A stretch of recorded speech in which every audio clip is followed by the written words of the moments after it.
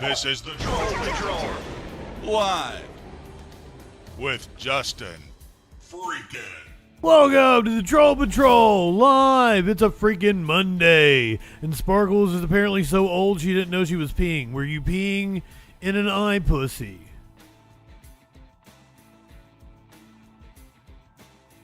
Good evening, welcome. It's a freaking Monday. Alright, I already said that part. Torchy, DJ Dub, Clinically, Sparkles, Anonymously, Warlord. I feel like I sound like I'm a little hoarse. My apologies. I think that's the first time I've talked today. I didn't do any voiceovers or anything, so like, I'm kind of surprised at the way my voice is sounding.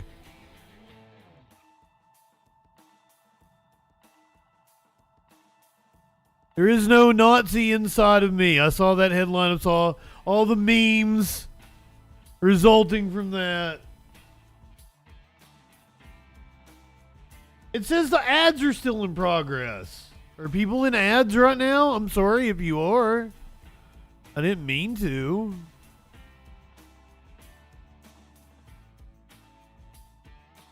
Got a big show for you. You're not in an ad. You're Turbo. We got a big show for you tonight, including at the end of the stream, our first ever Live Music Mondays. We're going to try to wrap up by about 10 p.m. Eastern Time. We're going to do a concert, and I thought there was only one way we could start off with concerts. There's only one band we could start off with. My favorite band. We're going to do a Pussifer concert tonight.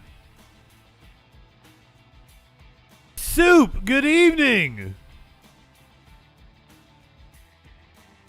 I don't know how you think you're in heaven because I'm the one that just saw an angel.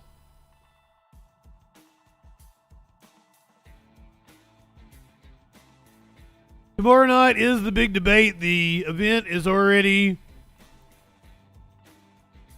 I would love to, DJ Dub.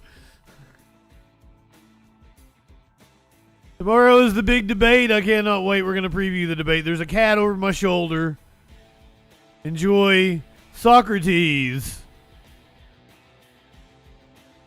showing off his tuxedo for you. I need to smoke. I'm not high enough for this shit. Seriously, my voice does not sound right. Uh-oh, he's getting ready to jump. Shit! God damn it, Maynard. Leave him alone. Socks is an old man. Socks is between 12 and 14. Holiday! That's why Holiday was asking me if I was on. Good evening, Holiday. Welcome in Raiders. Holiday, I don't know if I'm subbed to you. I was not sure that, did not know that you were streaming. You shout out Holiday for me. Oh, that's not it. Monster Balls. Unbridled. By election anal? What? What the fuck did you just say? You think you just fell out of a coconut tree? Here's your meme of the day. Hey, USA. How are you in ads? What in the fuck is going on with Twitch? No one should be in ads right now because I played them manually.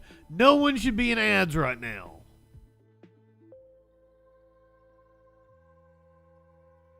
I give up on this shit.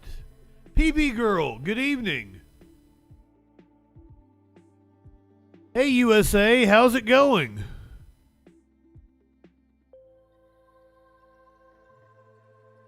I don't think Soup would fuck with me. I don't, of all the people in the chat that absolutely would fuck with me, Clinically, Warlord, Sparkles, the list goes on and on. Libertad, good evening. I don't think I gave you a shout out last night, Libertad. I think you only showed yourself like once.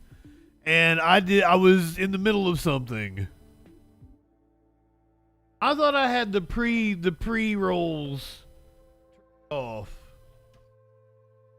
My apologies. I hate ads. I don't want anybody to have to watch fucking ads. I'd prefer not to have to do ads. I wish I was rich. If I was Patrick Bet David, I'd just be doing a free show for you for no reason. You got pre-rolls. I know what kind of pre-rolls you got, Sparkles. Hey USA, how's it going? Do not store guns in your oven.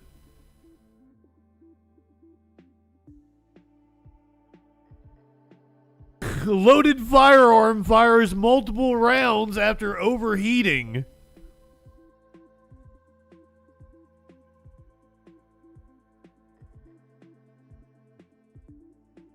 Virginia police are warning against storing guns in ovens after an overheated firearm discharged 5 rounds. Firefighters responded to a home where an oven exploded. Due to a loaded gun inside, no injuries were reported, and authorities advise proper firearm storage like using a gun safe. Does this count as a mass shooting?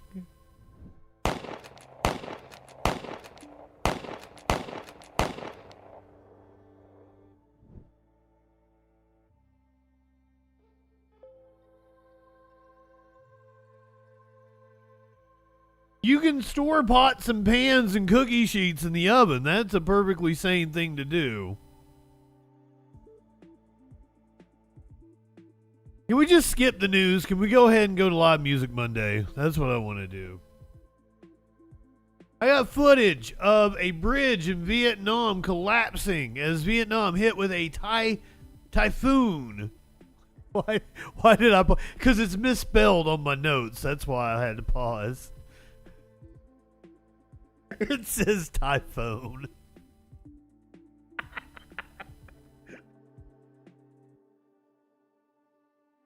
See, I'm not in news mode tonight. I'm not ready for the news. Rip Darth Vader, indeed.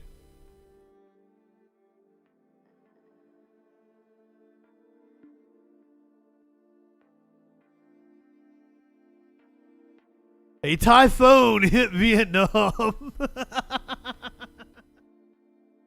The CMAs don't know what's getting ready to hit them after they snubbed Beyonce.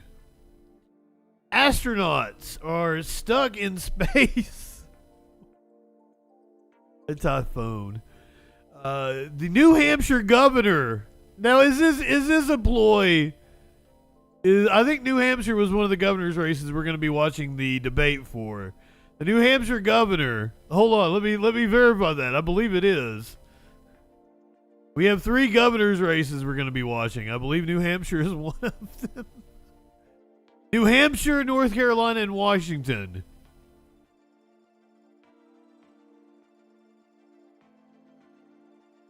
Washington, North Carolina, New Hampshire. Those are the 3 governor's races we're going to be keeping an eye on.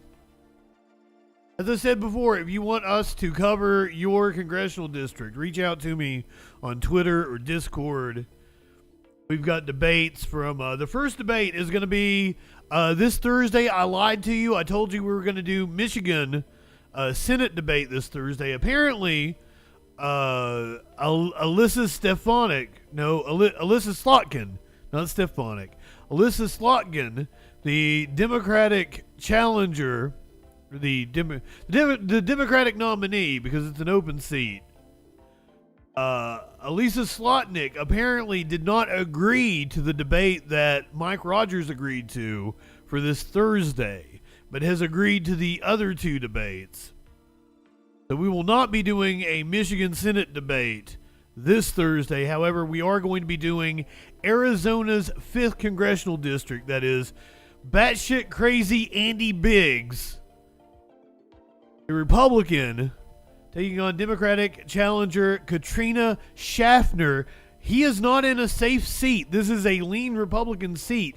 Schaffner has a shot. We will be covering that debate this Thursday. So not only do you get presidential debate this week, you get a congressional debate this week. And then next week, I think we have a couple of Senate debates. Justin, good evening. I don't think Tim Pool is going to be arrested unless he lies to the feds. Somebody who is going to get arrested is this cop orchestrated a bunch of fake arrests in Las Vegas. Someone else who's going to be arrested is the unconscious mom that was found in her vehicle earlier today, along with her 3-year-old who happens to be dead.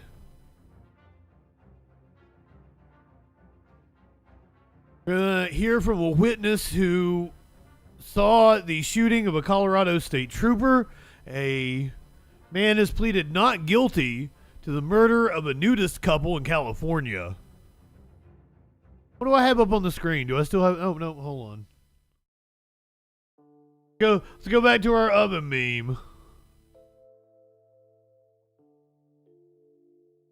We got another shooting here in the U.S. I'm going to give you an update on the manhunt going on in Kentucky. More details emerging about the Georgia school shooter. A Texas Bitcoin mine is making residents sick. The GOP launched a probe into the withdrawal from Afghanistan, and we're on the verge of a government shutdown. All that and a lot freaking more tonight on the Troll Patrol. Live. Good evening, bitches. Welcome. Nothing says lovin' like hot lead from the oven. Light one up, tip one back.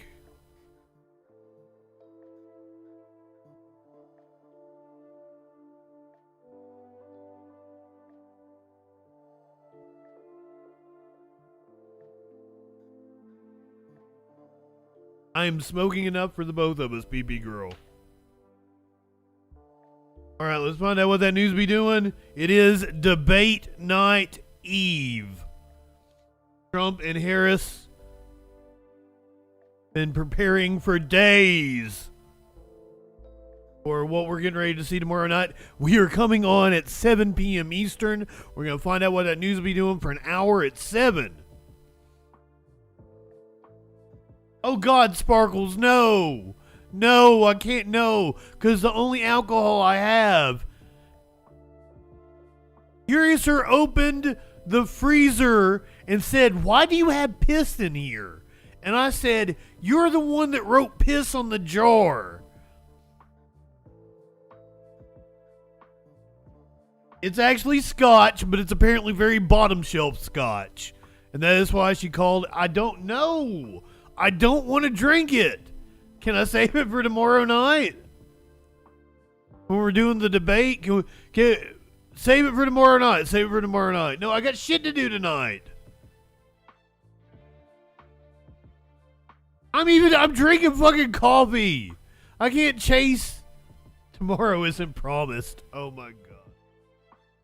I promise you, I will be here covering the debate with you tomorrow night.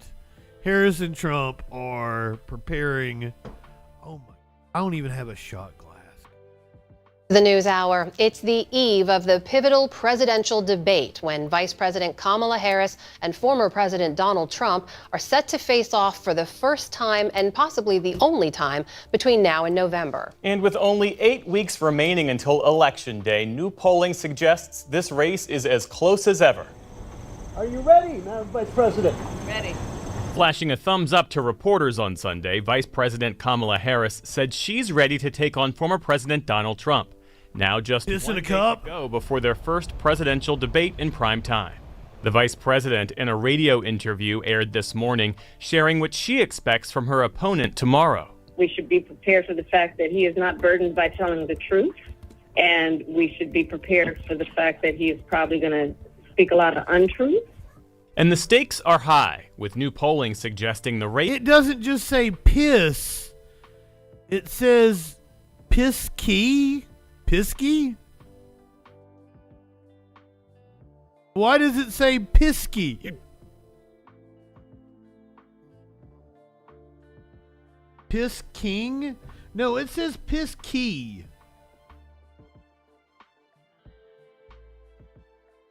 Oh, like whiskey but piss, but it's not whiskey, it's scotch, or not scotch. Yeah, it's scotch. I guess it's scotch. Scotch is a whiskey, isn't it?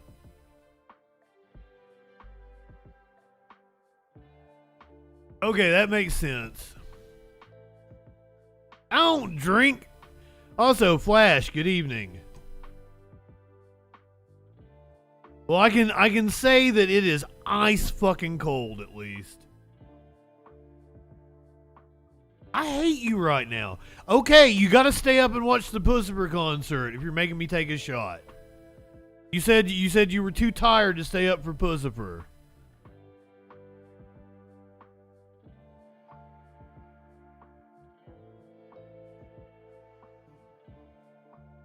It's gonna be like a half shot. It's not gonna be a whole shot. No, I can't stomach it.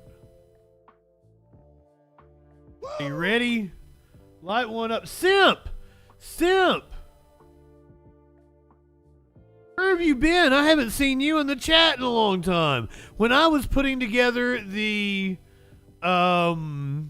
video for the song Media Winch did, your name kept popping up in the chat, and I'm like, where has Simp been?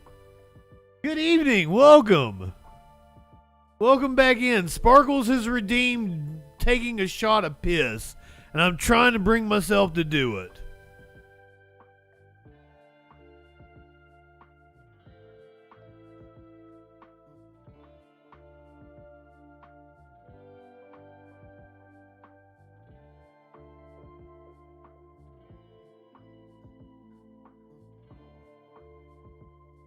That is nasty. Oh my God. Oh, fuck. Race is a dead heat. The national poll conducted by the New York Times and Siena College shows Trump leading Harris by 1 percentage point, 48 to 47, well within the margin of error.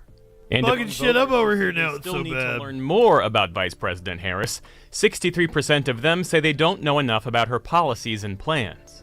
The vice president, mostly out of sight for the past few days, has been preparing for the debate in Pittsburgh, flying today to Philadelphia, where the debate will be held.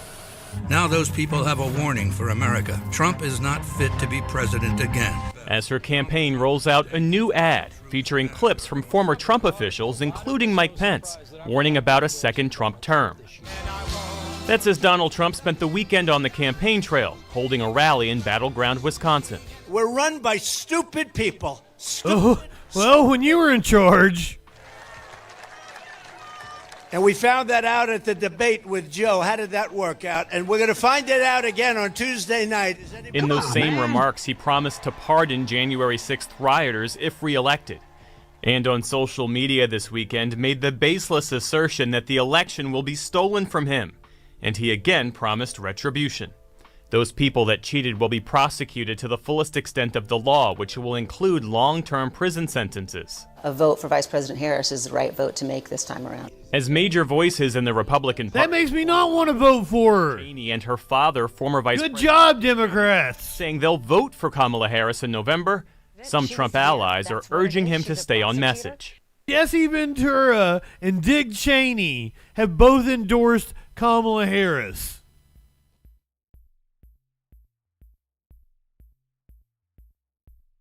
Mr. Balls, did I tell you good evening? You don't need to go and talk about intelligence or looks or anything else. Just focus on the policies. When you call even a Democrat woman dumb, Republican women get their backs up too.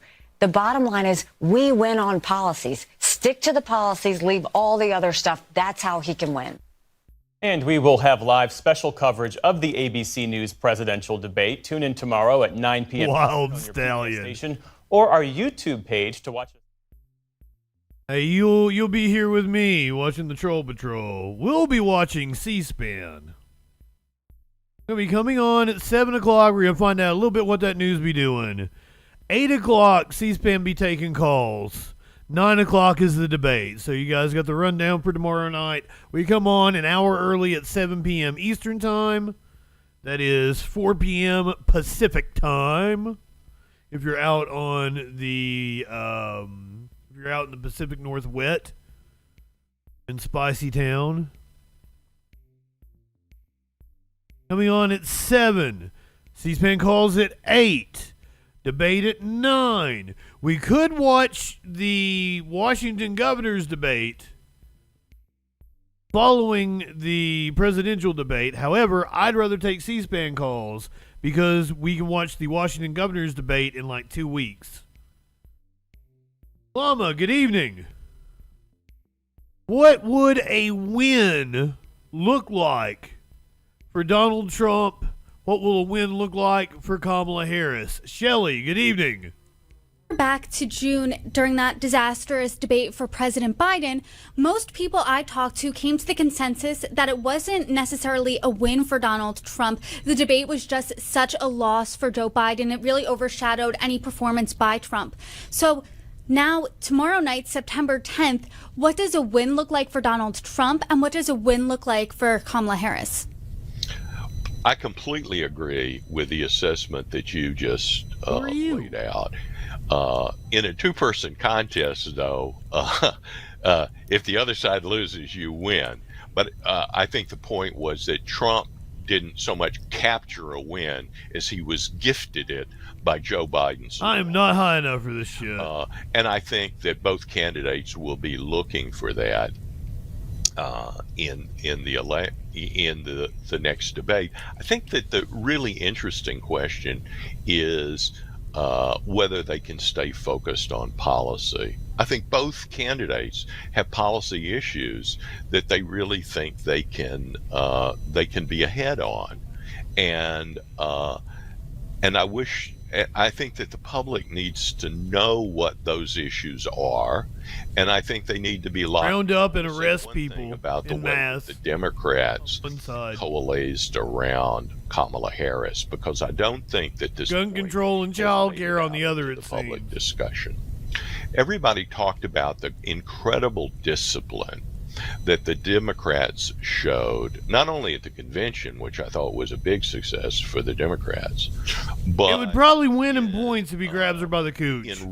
In rounding up around Kamala Harris so quickly rather than having any debate. Everybody has talked about that, but they've missed one. What's the odds that Trump gives her a titty slap? A titty slap! Come on now. Yeah, that is the Republican platform for the 2024 election, is door-to-door papers, please. Crucial point.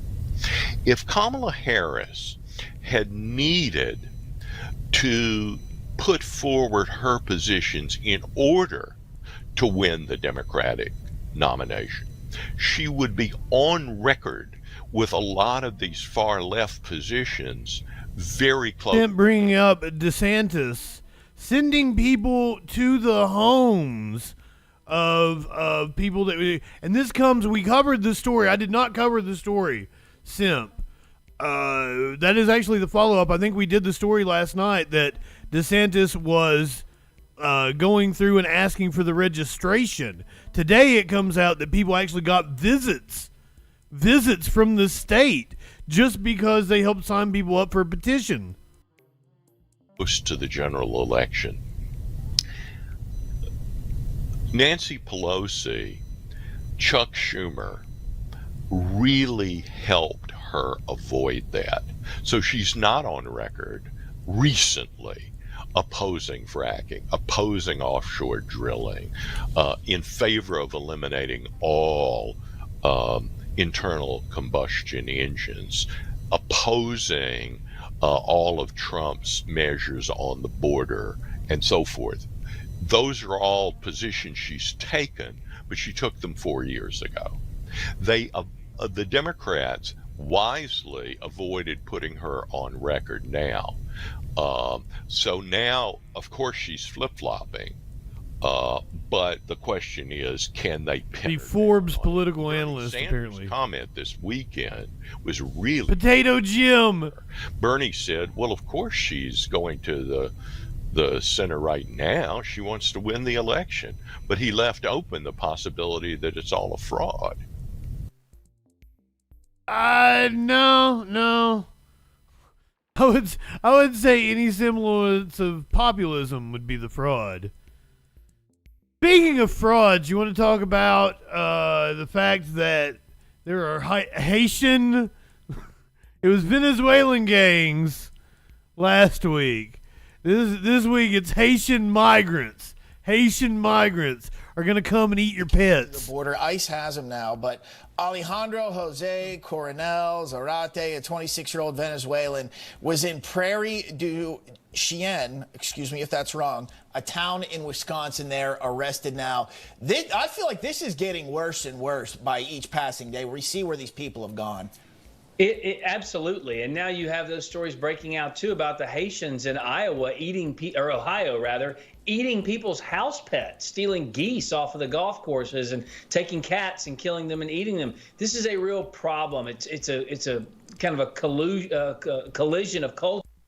This is on Newsmax. Notice what he just said. I want to juxtapose what he just said with something here in just a second. Back.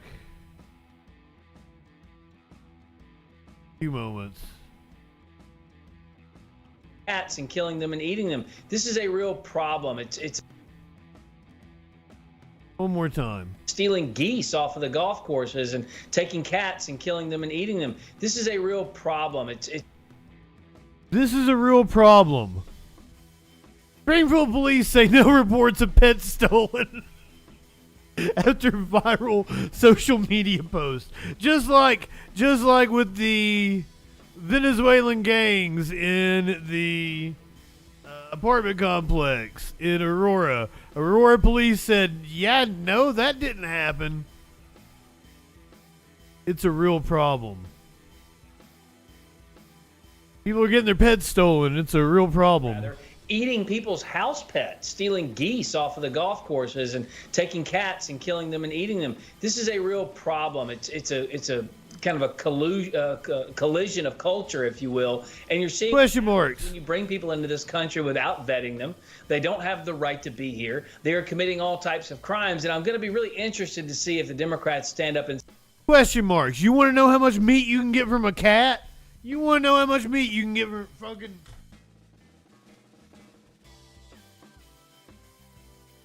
Look at this. Look at this. Look at how much meat's on this fucking cat. Big juicy belly. Look at it. Don't make me go in there and get Maynard. I have many times thought about cooking socks. A lot of fat.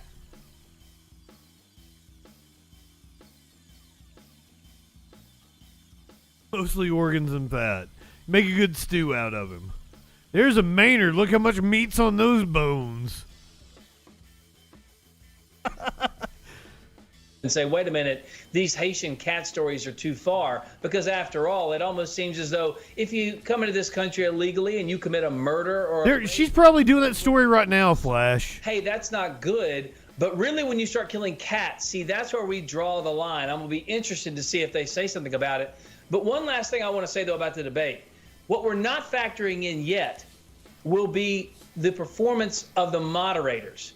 If they are the story coming out of this, we may be having a completely different conversation after the fact, regardless of the performance of either Kamala Harris or Donald Trump. Yeah. We want to make sure that the moderators ask the debate participants about Haitian migrants eating cats. Now, who wants to put money on the fact that it's possible Donald Trump could bring up the Haitian migrant bullshit story because his running mate absolutely tweeted out about it. Months ago, I raised the issue of Haitian illegal immigrants draining social services and generally causing chaos all over Springfield, Ohio. Reports now show that people have had their pets abducted and eaten by people who shouldn't be in this country. Where is our border czar? Chairman Brown, I'd like to ask unanimous consent to submit a letter for the record from the city of Springfield and our state, the southwestern part of our state, which I think highlights a very real example of this particular concern, straight from the horse's mouth itself. Now, this letter, I want to quote from it. Springfield has seen a surge in population through immigration that has significantly impacted our ability as a community to produce enough housing opportunities for all. Yes, to be clear, the story they're referencing is a woman who apparently, killed a duck or a goose at a golf course and ate it and was here completely legally and don't even think they were Haitian. It's just bullshit. Field's Haitian population has increased 15 to 20,000 over the last 4 years in a community of under 60,000 previous residents, putting a significant strain on our resources and ability to provide ample housing for all of our residents. And end quote there. And Mike, without objection, so thank you. In my conversations with folks in Springfield, it's not just housing. They're trying to build 5,000 new housing units, which is a very Herculean task in a town of about 55,000 people, but it's also hospital services, it's school services, there are a whole host of ways in which this immigration problem, I think, is having very real human consequences. Very real human consequences. Like the fake story that the right wingers ran with about Haitian immigrants stealing pets and eating them.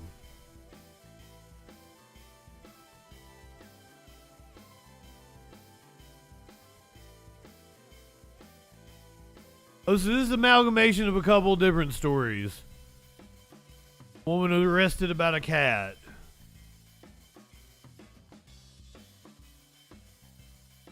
I didn't have all the facts about the original story, but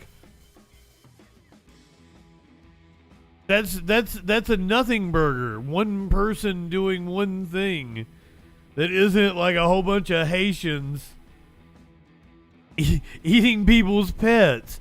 What a wild story to make up. Apparently, a Trump ad has upset a high school in Alabama. This is a TV station I used to work for. Outrage over political campaigning at a high school football game. Community members in Colbert County are expressing their concern. It's over why a campaign sign was allowed to be shown on the scoreboard in the stadium in the first place. Way 31 reporter Paige Meyer has the latest from Colbert County. One parent tells me she was shocked to see an ad promoting one political party over the other here at a Colbert County high school football game. She says high school sports are not the time or place to be pushing any political agenda. Friday night, Colbert County High School played Mars Hill Bible School at CT Manley Stadium. Fans saw this political ad pop up on the scoreboard a handful of times throughout the game. Mary Hampton says once she saw it, she immediately knew it wasn't right. It was like a kick in my stomach just to see that up there. They should have known that it was going to cause a problem. You cannot do that. You know, it just don't seem right. Mary says she wasn't the only one who felt this way, with many people commenting. I'd say the Trump campaign bought it. Agreeing. I reached out to district and state leaders looking for answers as to why this was allowed to happen in the first place. I'll share those details coming up on Way 31 News at 6. Hey, what? Reporting in Colbert County with coverage you can count on. Paige Meyer, Way 31 News. Paige just teasing us. She just gave us the tip. Damn it, Paige.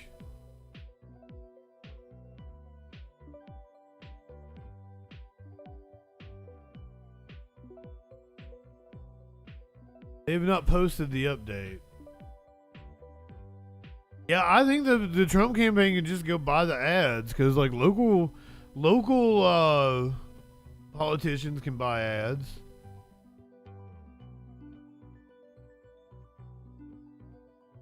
Congress coming back into town. Oh, they can't? They can't just buy ads in a school? I thought they fucking could.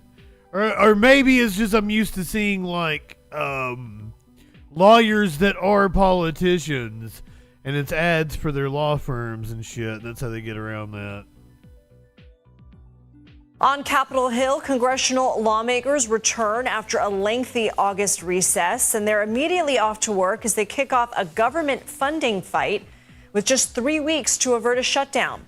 Congress has until October 1st to reach an agreement, and with such a short timeline, lawmakers will almost certainly need to pass a stopgap measure to keep the government funded. CBS News congressional correspondent Scott McFarland joins us now. So, Scott, House Republicans unveiled a stopgap funding bill Friday.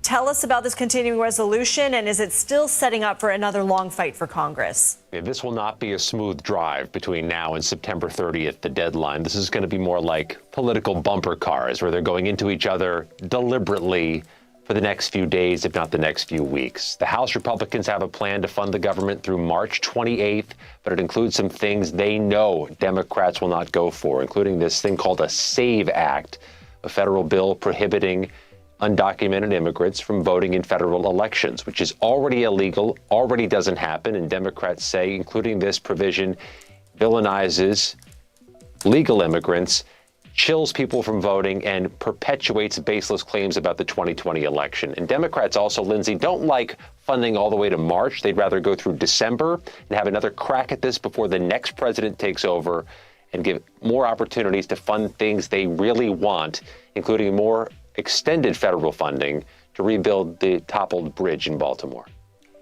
Obviously, none of this is happening in a vacuum.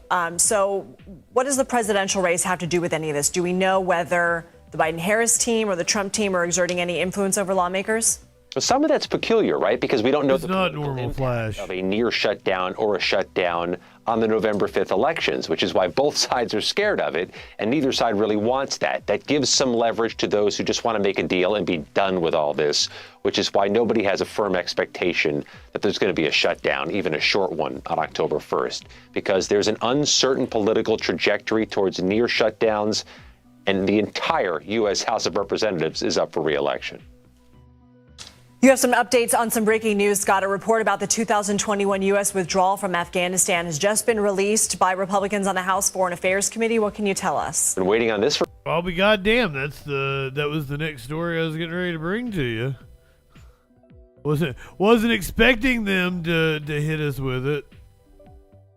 Maybe I should just let them go for it, but we're probably going to get a more in-depth, we're going to get sound bites from the Republicans. Launching a probe into the withdrawal in Afghanistan. These Marines were sent in, unprotected, left out to dry by their government. Joe Biden wanted to be out of Afghanistan by September 11th. The fact that he chose that date as some symbolic point was idiotic. The document that committed the United States to withdraw from Afghanistan was not signed or initiated by Joe Biden. It was signed and initiated by Donald Trump. It's not our opinions. Every bit of this is founded within the transcribed interviews, within the interviews of individuals in hearings. They've had 3 years to assess. Actually, why are they delivering a report? PP girl, actually, Trump's date was like the beginning of August, and Biden pushed it back, and then I think we were out by the end of August, if I remember this correctly, because I do smoke a lot of pot, and that feels like a lifetime ago. That was like 3 or 4 apartments ago. So it was. Trump originally agreed to like the 1st of August. Biden pushed it back, gave it like another month and some change, and then we ended up getting out before Biden's target date. Report after Labor Day in a presidential election year. I think it really feeds into a sense that this is something they're using as a political football. You know what was political? The fact that the Democrats were in charge of the House of Representatives all of 2021 as this happened, all of 2022, not an investigation, not a single interview. Of the 18 transcribed interviews, over 3,200 pages of transcription. It only mentions Vice President Harris 3 times, yet their 350-page report mentions her over 280 times, right? This is a deeply flawed partisan attack. And it's really, again, it's unfortunate because the American people deserve answers. We deserve to know the lessons learned from this 20-plus year war.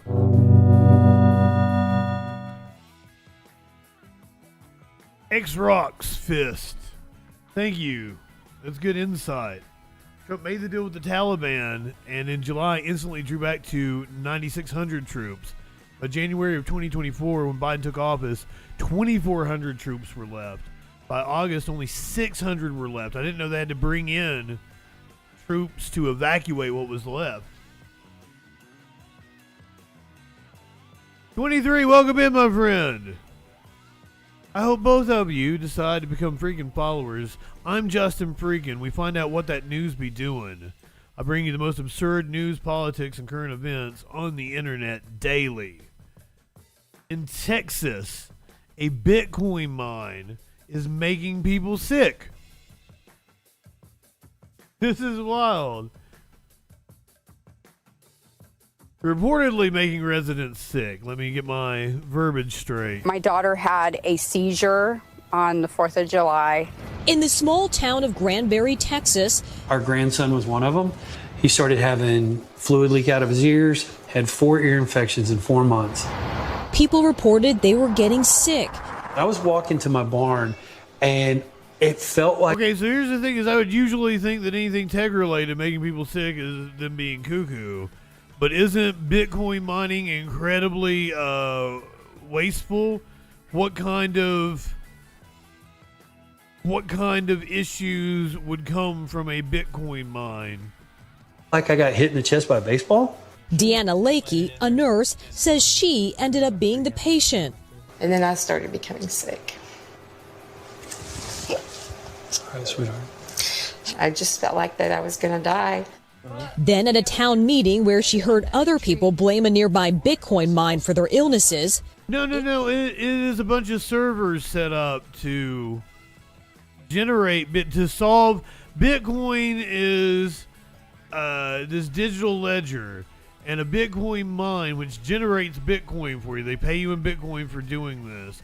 It's like solving these equations that have to be solved at all times in order to keep the ledger up to date. You think these people are like no, I'm saying like that many people with that much tech, what kind of shit could they be dumping? How are they generating that power? There could be something to this if they're like dumping something in the water. Clicked. I don't think waves fuck with your mind. And we are definitely subject to the sounds that are going on 24 hours a day. Marathon Digital owns and operates this Bitcoin mine here in Granbury. A massive network of fans cooling off thousands of computers, creating cryptocurrency. And how loud is this noise? Describe it to me. So it's like sleeping with a vacuum cleaner in your bed. Cheryl Shadden lives across the street. This is the noise at my barn, which is just a couple hundred yards away from my house. And believes the noise is making her sick. My ears buzz 24/7. I've got headaches, I've got dizziness. Residents say it's even affecting the animals. And I had a dog that for the last year, she was ripping her fur out. While there's no direct evidence linking the crypto mine to these ailments, Dr. Michael Osborne, a researcher and doctor at Massachusetts General Hospital, says there is research showing there could be a correlation between persistent noise and health impacts. It's certainly possible and plausible that long-term exposure to these sort of stressful insults could lead to adverse health consequences. A clinical audiologist in Granbury says more patients... See, my mind went to how are they generating their energy? And like whatever that waste is putting off. Because like, are you just telling me they're plugged into the grid? They're not generating some energy on site? They have some sort of generator? Okay. Are seeking his help. This summer, we've probably seen a significant increase of 100 to 150% more patients complaining about noise exposure. 6/10, I measured it. During our recent visit to Granbury, we checked out the noise for ourselves. Still audible, but lower than what residents say they're used to. We're still getting readings up close to 70. Members of the community are demanding that Marathon turn down the volume. In a statement to NBC News, Marathon said it holds itself to the highest health and safety standards. Marathon saying they recently broke ground on a sound wall and are expecting to transition 50% of the mine to quieter cooling technologies by the end of the year. The company also says it's investing millions of dollars to reduce the perceived loudness of the facility. As a result, all levels measured around the facility are well below state and county law sound limits. There is no established link, medical or otherwise, between Marathon's operations and the ailments that are being alleged. Back at the Lakeys, they say their dream home has turned into a nightmare. We are not complaining. We are not fighting it. We are asking for help to save our lives. She thinks she's dying. Kathy Park, NBC News, Granbury, Texas. Thanks for watching. Stay updated. Shut up, Lester. News and top stories. I like how clinically calls bullshit immediately. And you're like, yeah, no, Justin, no, don't fall for it. I don't know.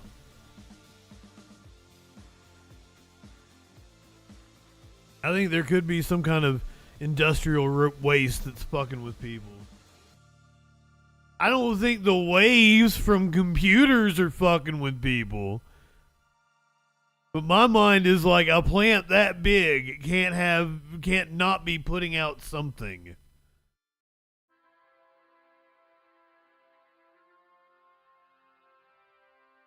Damn right, X-Rock's Fist. Glad to have you in here. Thank you for being a freaking follower. Oh, you should. Oh man, how'd I get on the freaking phone screen? Why? If you should want to stay, because we got all kinds of fun stories coming up. The DC Attorney General. Yeah, this is a real fun story. Says that tenants have been living in squalor. This landlord is basically a slumlord. And we begin tonight with a new push. Speaking of hating living in cities. Accountable in the district. Yes, the DC's Attorney General is suing a so-called slumlord and other related property owners in wards 7 and 8. He says they're endangering their tenants by forcing them to live in deplorable conditions. So this is just some of what we're talking about here. Ugh. Rats, mold, you have spider infestations, even missing walls. And tonight, our Leslie Moreno spoke with someone experiencing all of that firsthand, and he's doing what he can to save his home. I just cut the grass a week ago. You cut the grass? Yeah, me and another guy. Ernest Wilkerson is a construction worker by day and by night. He's busy keeping this place from falling apart. Wait a minute. I know that guy. That's Lana Del Rey's boyfriend. Ernest Wilkerson is a construction worker by day and by night. He's busy keeping this place from falling apart. All the apartments look like this. Unlicensed electricians, wires everywhere. He lives at the Minnesota Commons in Northeast DC. Those are my grandchildren, and I love them, and they like coming over here, spending time with me. But recently, they haven't been coming over because, it's just so crazy here. His apartment complex has issues with rats, trash, and debris. It's missing windows and walls. Conditions so bad, inspectors say the building is a threat to the health, safety, and welfare of the community. It should probably be condemned. Every day to check this because, my lady, she's kind of like, she don't do the mice thing. So you see, I have everything. No food is out. Tonight, there is a glimmer of hope after months of living in the dark. The defendants in this lawsuit are slumlords in the truest sense of the word. The Office of Attorney General Brian Schwab is suing the owner of this complex and 4 other parties for extreme housing code violations and defrauding DC's rapid rehousing program. They don't care about the people. They care about the money. Oh, they even took money? Fuck them. But it's reality. The lawsuit alleges the owner neglected nearly all maintenance responsibilities, is engaged in dangerous illegal construction, and ignored multiple stop work orders from DC's Department of Buildings. I cleaned up last week. It was all clean last week. When Wilkerson isn't working, he's advocating for those who have called this place home for decades or fixing what's broken. A lot of people don't want to leave here. Do you want to stay here? I'd like to stay here. It's convenient for me. You know, no matter where you go, it's you know, you can't run away from, you know, crime or whatever. The lawsuit is demanding repairs be made, restitution for tenants, and penalties for violating D.C. law. I hope that someone sees this story and want to come and, you know, not rescue us, but just give us a helping hand. Liza Moreno, WUSC 9. And hopefully those. Shut up, Lester. Oh, I'm sorry. He wasn't done yet. And that work will be done quickly. The Office of the Attorney General says the owner also falsely certified that the property was up to code. That allowed him to fraudulently collect tens of thousands of dollars from the Rapid Rehousing Program, a DC-funded voucher program for residents who are experiencing homelessness.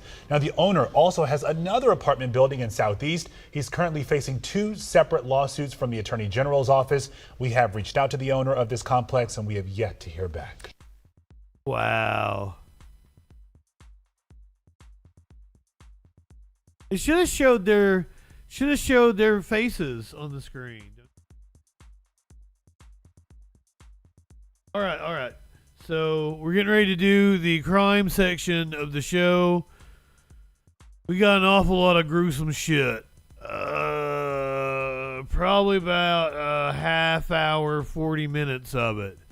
But then we got some fun stuff. We got a lot of fun stuff.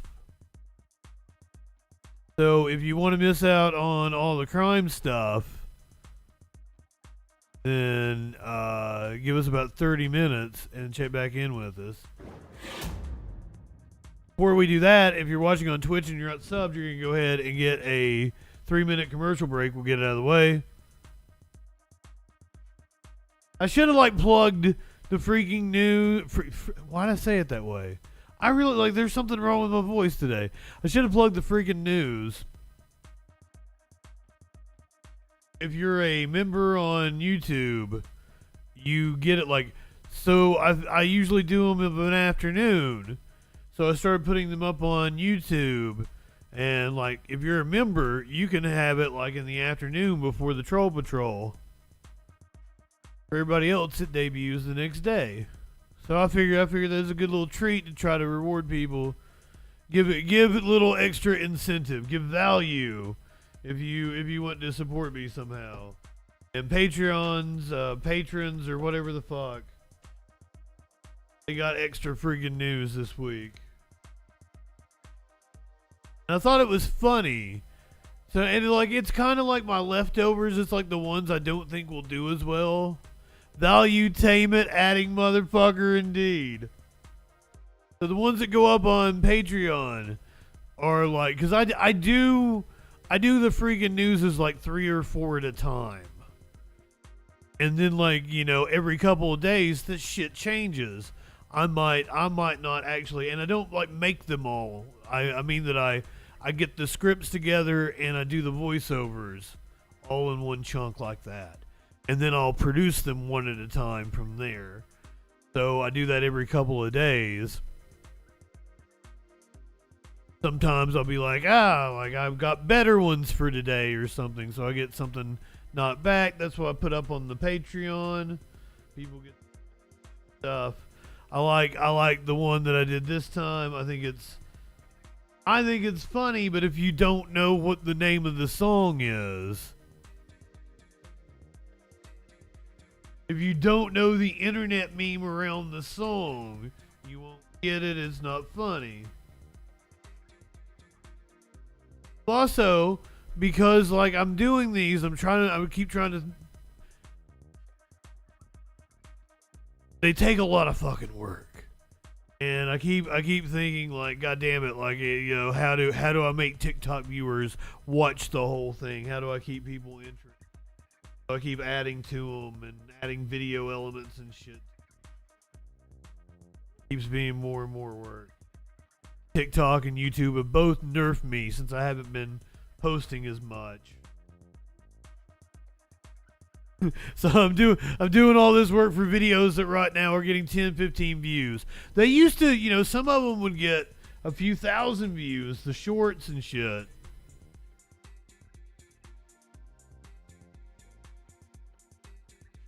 A Temple Run as the bottom thing. Seriously. But the shit I try to focus on and it's not even telling me how long the ad's running. I don't even know if people got ads. Fucking, I'm not even in control of the ads anymore. Do I believe in keeping cash alive? I'm agnostic on cash. In theory, I would say that I am, because I'm very pro small business.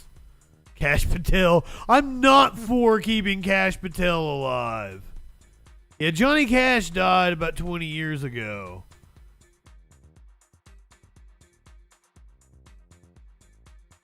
Well, the shit I try to focus on for my shorts and stuff is like the crazy video we watch. We watch so much crazy video. So I put myself down at the bottom where all the other shit is, and then the crazy videos up top. Got a man in Reno. Watch him die. All right, we're going to do the crime section. So Cash is exactly like, I don't know if it's been exactly 20 years, Minty. It might be like 17, 16. It's been a while though. And I know for a fact it's been at least 10. I would say he died around like 2006, 2007, didn't he? Because didn't that last album that came out around that time, like, I think he did the album. It was like a run of 4 albums.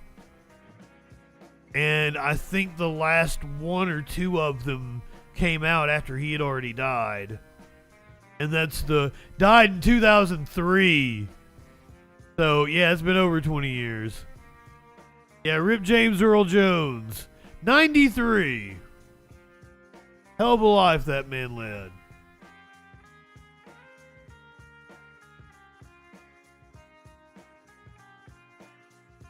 Let's get the update on the manhunt in Kentucky. They really not any new news. They still ain't caught the dude. If you don't know what happened, also I think I know this cop. There's a manhunt for a guy that ambushed cars on the interstate.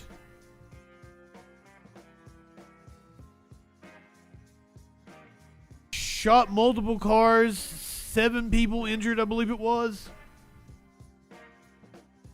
He ditched his weapon. He's still on the run. The suspect bought like 100 rounds of ammunition and the gun earlier in the day.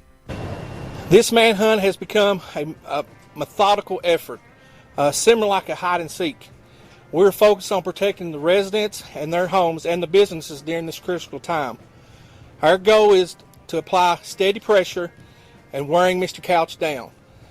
That is the local sheriff. He spoke last night, Llama. Apparently the state police have stepped in. It was like, hey, I don't think you're equipped for this. But also it's probably a multi-jurisdiction manhunt now. The longer he is in the woods, last night it got pretty chilly, and today it's got kind of humid and hot. Hopefully he has no water and nothing to eat, and just time that we will wear him down and putting pressure on him with constant, steady air. They believe he's in the woods. Helicopters flying over, drones flying over, dogs, SRT in the woods looking, cars running up down the interstate. Just things like that is putting pressure on him, and hopefully he'll eventually just walk out of the woods and give himself up. Can't take the hat seriously. Oh, come on now. The Kentucky State Police are fine people, I'm sure. Go down to Texas.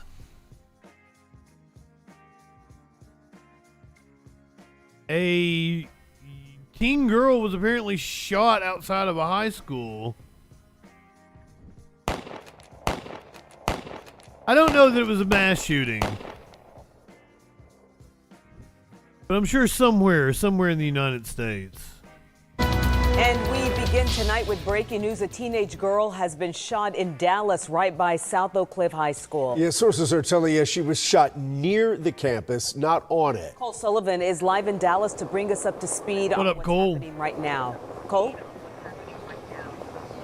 And those sources say that teenage girl went from where that shooting happened to South Oak Cliff High School. This is Overton Park, just across the street, and police still have a section of this area closed off as that investigation continues here in Overton Park. That's a long way to go from where that area is closed off all the way down the road to Oak Cliff High School, South Oak Cliff High School, where sources tell us she went to seek help at that point. You can get a better view of the scene from the air here and talk to witnesses here on scene. They heard gunshots from an apartment building just nearby, 3 or 4 gunshots, they said, and they came outside to try to figure out what was going on, and that's when they saw all of the police cars streaming towards the school. The gentleman I talked to said he felt his heart drop, especially when he saw that, because of recent school shootings in Georgia and other places. He didn't think this had happened at the school. It did not, but we now know that person, that teenage girl, ran from where that shooting happened to the school to seek help.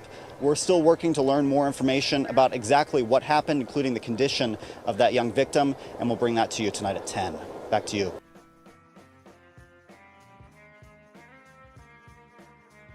No way to prevent this, says only nation where this regularly happens. He brought up the Georgia school shooting. The suspect apparently texted his mom and apologized for the shooting. We are learning new information about what happened at last week's school shooting in Winder, Georgia. The grandfather of the 14-year-old suspect tells CBS News that the boy's mother received a cryptic text from her son the morning of the shooting, prompting her to call the school to warn them. Marcy got a text on the phone from Colt saying, "I'm sorry, Mother." And then we heard on the news of the shooting. CBS News senior national correspondent Mark Strassman is in Winder, Georgia. Mark, what are we learning from the suspect's family? Just that there were a couple of last-minute red flags that in the end might have been missed opportunities to stop what happened here. It's of course very difficult to speculate about that, but the day before the shooting, the suspect's maternal grandmother went to the school to talk about her son's or her grandson's name is Colt. Issues. Not clear what was done about it at that point. And then the morning of the shooting, the suspect's mother got a text from him that said, "I'm sorry, Mother." The mother heard alarm bells, called the school and said, this is an extreme emergency. Go find my son, check on him. And they went looking for him, apparently, but it looked for a child who had similar spellings of both names, and in the end didn't find the suspect himself. By the time the suspect, who was out of his second period algebra class, by the time they located the suspect, he was standing in the hallway, reportedly carrying the AR rifle that was used in the shooting. And so it was too late. So there were troublesome signs at the last minute that something awful could happen. And it's not as though they were necessarily missed, but the connection between the information and getting a hold of the 14-year-old boy, now the suspect, that just never happened in time. A lot of questions still, Mark. How is the community healing and just trying to begin to process what happened? Yeah, it's awful, to be honest. I mean, last week I thought it was sort of equal parts of grief and shock, and I think we'll get used to it. It's just the start of the school year. Some of it at least has worn away, but you're just left with the grief and the anguish of 2 teachers and 2 14-year-old students who are never coming back. And how do you come to terms with both their loss and then, to some degree, a loss of innocence in the community itself? I mean, once something happens in a community like this, the community is changed. And people here always talk about lift up Appalachia, and of course that is a noble goal. But part of lifting up Appalachia, of course, is coming to terms with what did happen here, and that is where this community is right now. Somewhere in the process of healing, but they're nowhere close to healed. Okay, Mark Strassman, thank you. I think they did, Simp. I was under that impression.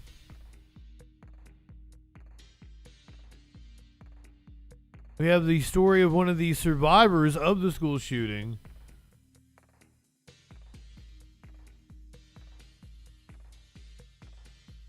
Spoke to 11 Alive out of Atlanta.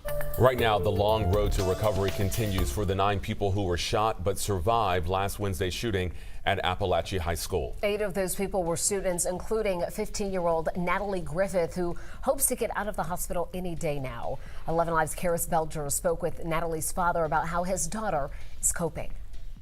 Marilda Griffith shared these photos of her daughter Natalie in her hospital bed on Instagram. The 15-year-old has been recovering since she was shot at Appalachia High School. I said, maybe, are you sure? This can't be real.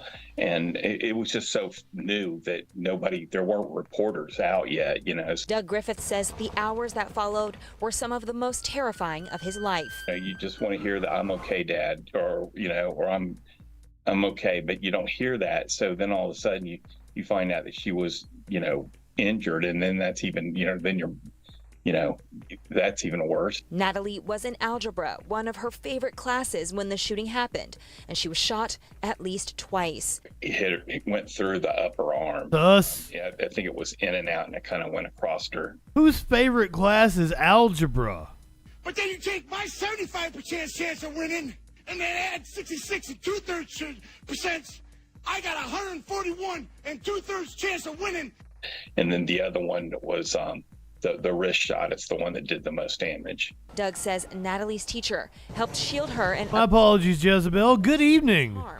Natalie has since had surgery and now is waiting to begin healing. The slow T-Dog loves math. Damage, and that's going to take some time. And it's just, right now it's healing. I think they've done all they can do. Process that's expected to be long and expensive, but Doug says she hopes to make a full recovery and return to the school and class she loves so much. She's taken it really, really well. She's still in a lot of pain, and that's as far. My apology, Kevin. The injury. I didn't realize I was going to get so many people coming at me. I love all of you. Good evening. Also, Sparkles, I really hope that you call your boyfriend T-Dog. Please tell me you call him that. I am not a math guy because it fucks with me.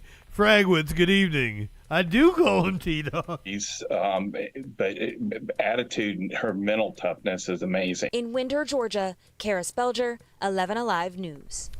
And we will continue to follow the stories of survivors when they're ready to share them with us. We are grateful for those who are willing to do so. In the meantime, here's the latest updates on the shooting at Appalachia High School. First, 14-year-old Colt Gray, the shooting suspect, is still behind bars tonight, accused of 4 counts of murder.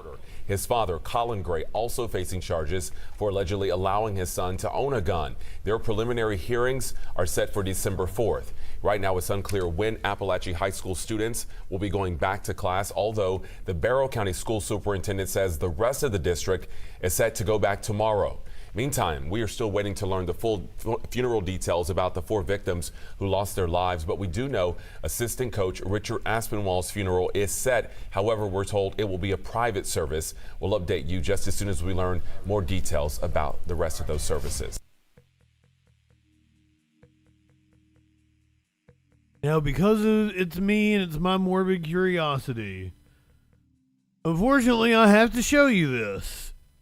This is body camera footage of the visit that the cops paid to the house of Colt and Colin Gray in 2023. Let's meet the Grays. You want to step out where you can talk real quick? You got a son or something that you... So this would be the first time No. So he was reported for making threats. That, somebody from your old address over there in Traditions that made a threat to shoot up a school. For real? Yes, sir. And your name was associated with that address. So we went over to that address, and you weren't living there, so now we live here. Let me get dressed. Sure. We put some pants on.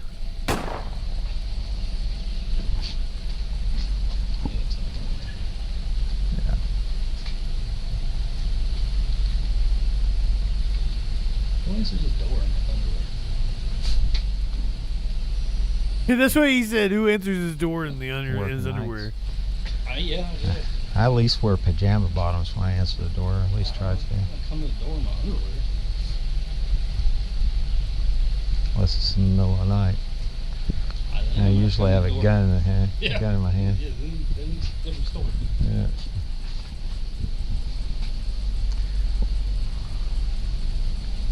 Yeah. Yeah, you knocked on my door. What I'm doing in here is my business. Guy had stumbled through this person's yard, knocked on the door, dropped.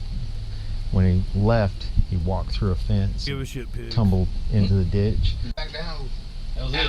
That was it. Yeah. You got a beer in his hand? You have any kids or anything living here? Colt Gray.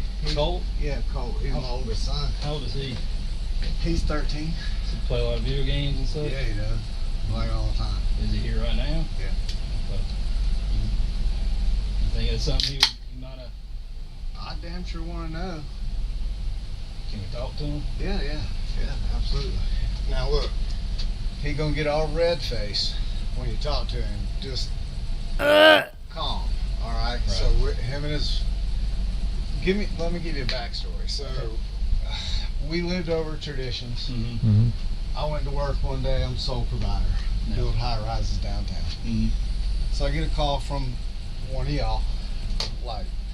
So my family's in law enforcement. So when I get the call, I'm trying to think the officer's name. A-cab to all you fuckers then. This guy, ever. He's like, I just want to let you know I'm at your house. I'm like, for what? He said, y'all have been evicted. I'm like, no, I just paid rent. He's like, no. He's like, I'm going to stay here till you get here. So I drove all the way home. All my shit's in the front yard. And I'm like, what are you doing? He's like, I'll just let you know this is what's going on. There's people standing there with trailers and shit. And I'm like, what are they doing? He's like, well, they're going to get your stuff after 24 hours. Is that right? Like, I don't even know why y'all are here. So, long story short, I'm like, trying to figure out what's going on with my wife. She's in the house. So we split. Long story short, for obvious reasons. She took my younger two and went back home, lived with her mom. Colt and I rented a house and came here. Mm-hmm. So we've been good. Oh, it is beer? No problems. He struggled at first with the separation. All school was kind of so-so. So I've been up at school countless times just tracking with him, you know, like, hey, make sure you're good. They understand what's going on. He goes to Jefferson School? He goes to Jefferson Middle School, yes, sir. That's kind of ballsy. Like, you know, in the beginning, he kind of struggled. Come out and crack a cold one open with the cops. Let me ask you this: do you have weapons in the house? I do. Are they accessible to him? They are. I mean, there's nothing loaded, but they are down. We do a lot of shooting. We do a lot of deer hunting. He shot his first deer this year. There's video of that as well. Like, I'm pretty much in shock, to be honest with you. Well, I'm a little pissed off, to be even really honest with you, if that is what was said. But we've been up to the school for so many shit gun owner indeed. Information I got. That's why he's behind bars now. Sort of incomplete, and I don't know how old it is. But they should have took the guns then. Like I said, the original complaint went to your other address, or your previous address, and that's where we just came from. And it wasn't them. Get to the kid. Sure it wasn't.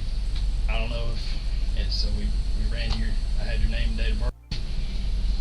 Said something about shooting up a school. Did you say something about school shooting? Never. I just told them, I don't know what. Maybe they misheard somebody else. I would never say that. You never ever said. No, I swear. Do you use Discord? Discord? Yes, sir. I used to. I don't have it. When's the last time you used it? Like a few months ago. Really? Was it at Traditions or was it here? No, it was at Traditions because in that Discord account that I had deleted it before you moved here. Yeah, because I think it got. Yes, the Christmas after this interaction. I clicked on a link and somebody. Have you heard anybody on Discord when you were using it say something like that? Remember? Like at that time? Yeah. I don't think so. The guns should have been confiscated. Never. And I mean, I'm not trying to get anybody hemmed up, but like this is some serious stuff. Yeah, I know. Oh, he knows how serious it is. Trust me. Because I'd hate to You know, my boss was even like, you know, I don't know how old this information is, and if you want to wait till Monday to follow up, I was like, nah, I'd rather do it now, because so would we. Because God forbid something happened and I didn't do my job, I'd feel pretty bad about that. So I just want to make sure you understand that if something like that happens, or you hear something like that, report it. Tell your dad, tell teachers. Like I told him, I would promise I would never say something like So that. you haven't used Discord in a few months, and you're saying you didn't say anything like that. No, the only thing I have is TikTok, but I just go around there and watch videos. Okay. All right, well, fair enough. What's your birthday? Just TikToking. He's just gonna do a little report saying that We what talked. we've done in reference to this, and I would assume they have his he didn't say anything like that. And I gotta take it. TikTok chat, or I mean his Discord chat. I'm not right? saying you're lying, but That's why they're asking. It's a serious thing. Really. It's not unusual for people to lie to police. He's familiar with that too. People should lie to the police. For you, sir. Always lie to the cops.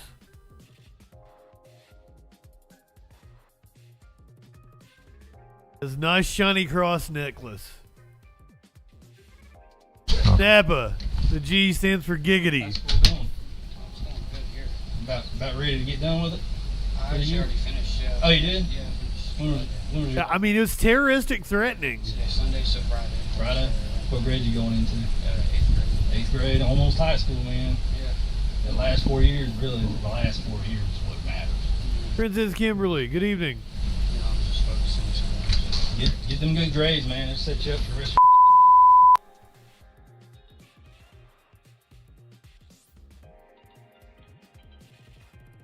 This is Holton and Colin Gray. And you all are welcome any time. We take it like dead serious around here, and I just want to make sure that I'd even feel better if you do find out what or where. He takes it dead serious. Sure, he's going to be full of anxiety until this gets resolved. I can tell you that right now. I've never really said something related to school. So did you switch schools when you moved from? 4 people dead Where serious. were you going before? West Jackson. West Jackson Middle. Okay. Is things a lot better now? Oh, yes, sir. Okay. That's good. Let me grab you one. Can I walk through your grass? I'm gonna grab a card real quick. Yeah, it's all good. Are you getting What bullied the- over there at West Jackson Middle? Walk through your grass? Now look, be honest with him about now in middle school. I told him you were now, and that's You just getting switched out halfway through the school year, being the new guy. Yeah, I'm being that while. We moved like 6 times already. Well, Cicero, good was a evening. logger and grew up in the military. We moved a lot when I was a kid. What kind of interrogation was this? I mean, I know they were just there on a tip and everything, but Jesus. The cops were so incredibly friendly to him. A kid who made threats to shoot up a school. Then the dad got him a gun for Christmas.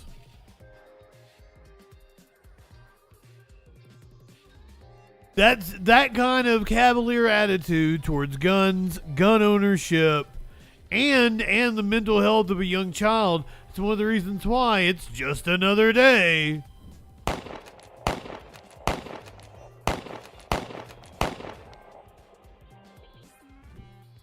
That was cops. That was local law enforcement. I believe it was the sheriff's department, wasn't it? Because we saw the other dude.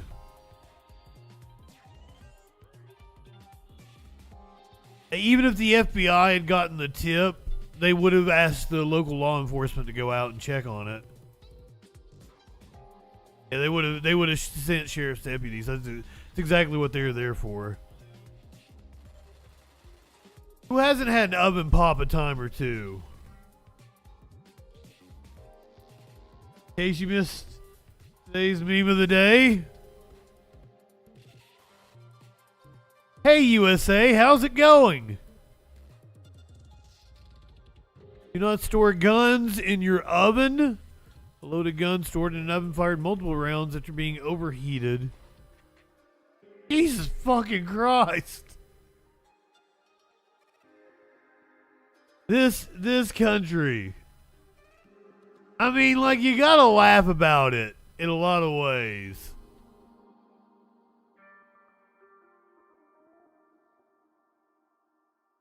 We're going to play for you a hero. Do you remember the King's Supers shooting? I know it's hard to separate all these goddamn shootings. Is this the one in Buffalo? This is the one in Colorado. I think they were both white supremacist shootings. The King's Supers shooting trial is currently going on. A worker who helped saved lives during the shooting testified. Here in Colorado, today brings about week 2 True hero in the trial of the Boulder King super shooter. And today, powerful testimony from a deli manager who wanted to escape through the emergency exit after gunfire erupted. Instead, though, he repeatedly rushed back into the building, helping others to safety. For families of the victims and the community impact, this has been 3 years of waiting for this trial. Last week, the jury heard testimony from several survivors. One person described surviving by playing dead. Another, a retired emergency room doctor, described how she hid sideways in the shelf of potato chips. Today, we're hearing from clerks working that day who did their part to help get customers to safety. 9 News Investigates Kevin Vaughn continues our coverage now today from Boulder. Kevin, this simply we're describing one of the acts of bravery that happened back on March 22nd of 2021. Tom and Kim, 1 minute this young man was preparing for the evening rush of people coming in to get chicken and pizza for dinner. Chicken. Next, he was fighting to get co-workers and strangers alike to safety as gunfire ripped through the store. Judge, the people would call Christopher Tatum. After the gunfire began at the Table Mesa King Supers. Mr. Tatum, go ahead and introduce yourself to the jury. And after Christopher Tatum realized what it was, he grabbed the phone and hit the button for the overhead speakers. I put out a page, active shooter, get out, active shooter. Then he found co-workers hiding in a bathroom and a storeroom and helped them to an emergency exit. Then he went back and got someone else. And then he went back again. I don't remember falling. That's when Elan Ree Shakti fell hard as she ran for the door. I thought she had unfortunately passed away. I thought she was shot. In reality, she had a broken back. You know, she was somebody's grandma. That was my main thought. That's my grandma there. And so I picked her up. I wasn't really concerned about anything else. It was just getting her out. As Tatum testified, he pointed to surveillance photos of him helping Shakti. I believe at this point, I'm just telling her, like, you're okay. Everything's going to be okay. We're getting out. We're going to be okay. And I'm just trying to comfort her because I can hear her crying and just being overwhelmed. After it was over and they were safe, they became friends. She calls me Chris and I call her Ree. And that's just how our relationship blossomed over the years. That's a good motherfucker out there. Prosecutors are going to have to prove that the suspect, who was pleaded not guilty by reason of insanity, was actually sane on the day of the crime. In other words, that he understood the difference between right and wrong and that he acted with intent. They tried to make that point today with some really graphic and difficult to watch videos that showed him shooting and wounding people and then chasing him down and killing them. Live in Boulder, I'm Kevin Vaughn, 9 News. Kevin, these pictures, these descriptions, these accounts, some of these we never really heard before from these people who were in the store that day. That's right, Tom. A lot of these people have not really spoken publicly before.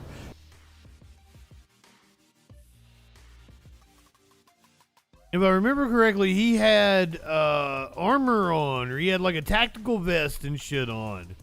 Because I covered it. It happened like while we were on stream or just before we came on stream. And even for some of the families, they have not seen some of this video or heard some of this testimony before today. There were a number of people that shed tears today in the courtroom during testimony and especially during the playing of that video. Yeah, 3.5 years later, it's still jarring. Kevin, we'll see you with more coming up at 5 o'clock. Thanks. That was probably one of the string of shootings that made me create the graphic Just Another Day.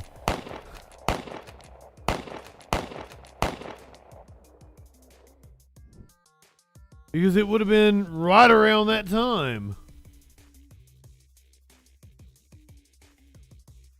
Holiday with the latest reporting. A man fatally shot his wife and 2 children, then killed himself. This happened in Amarillo, Texas.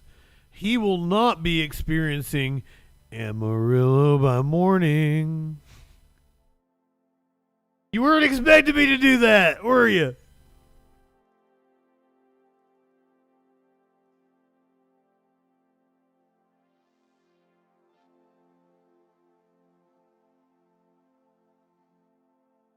I'll see myself out. Man has been charged in the murder of a nudist couple, pleading not guilty in court today. We do have some breaking news to get to. The man suspected of killing his neighbors at a Redlands nudist ranch just made his first court appearance. Michael Sparks pleaded not guilty to murder charges. He's accused of killing. That wasn't just George Strait. That was one of his latest, greatest, straightest. Dan and Stephanie Menard. The couple was reported missing on August 25th, and Sparks was named as a person of interest 4 days later. Last week, investigators confirmed they found the Menards' bodies under Sparks' home. Sparks' next court appearance is set for October 18th. Like, what was up with it? Why did that dude have a bug up his ass for that sweet-looking couple on the nudist ranch? What the hell?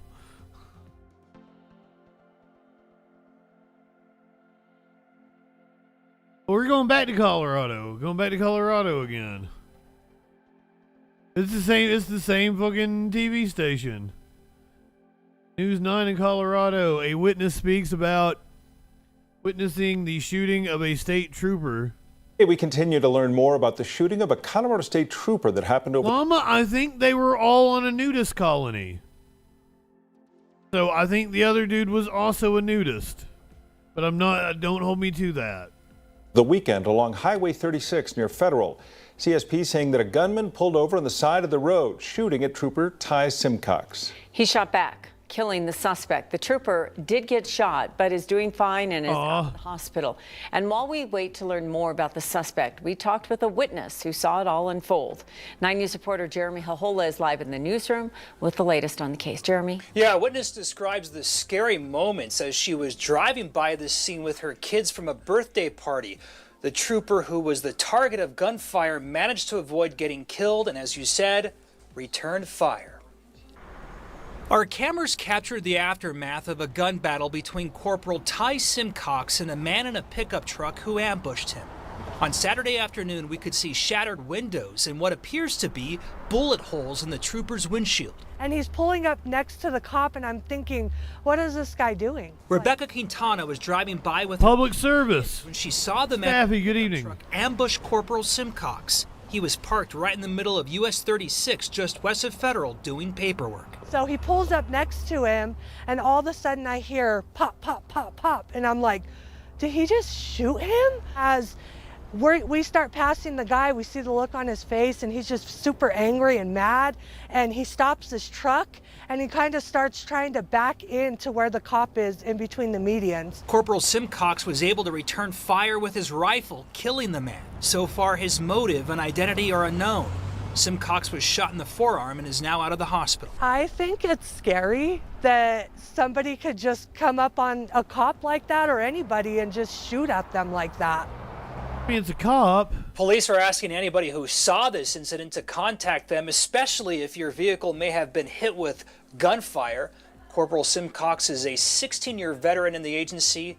The Adams County coroner will eventually release the suspect's name, but exactly who he is and why he did what he did remains a mystery until then. Live in the newsroom. Because he was a hero. Yeah, it's just a really strange and scary story. And when you think about that stretch of road on a weekend, plenty of people out and about, like this woman.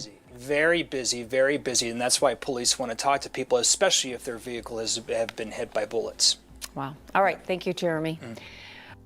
Tried to bring us another good cop.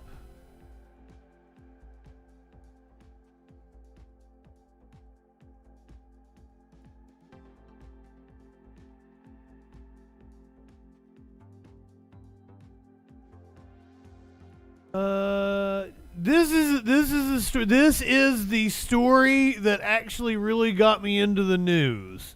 You could say it was like September 11th. But like when I really started watching the news every night, it was this story. It was the DC sniper. The DC sniper story.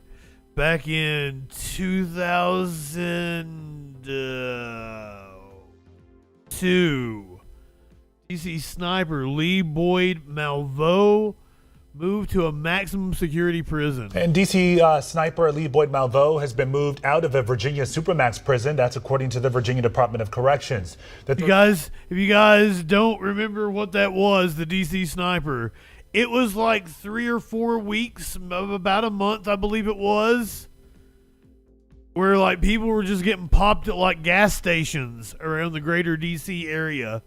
It was like all around like Maryland, DC, Northern Virginia. Seemingly for no reason. This is like, it was some dude that had been in the military and was like a trained sniper, and he like took this dude under his wing. Like he was just a kid. I think he was underage. He was like 16 or 17. 9-year-old is now at Keene Mountain Correctional Center. That's about 50 miles east of Red Onion State Prison, where he was previously held. We are making calls right now to find out why Malveaux was transferred, but you might remember he was denied parole about 2 years ago. Malveaux and John Allen Muhammad, they killed more than a dozen people in that series of sniper attacks across our region back in 2002. Was it a van? I wanted to say it was some kind of a car that had a big trunk. And that's how, like, they were inside a trunk, and they had like the rifle. They had like a hole in the trunk or something.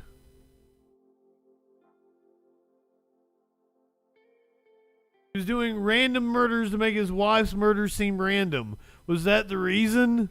Big trunk indeed. Life is too short to walk this earth for a crusty asshole. Wash your ass.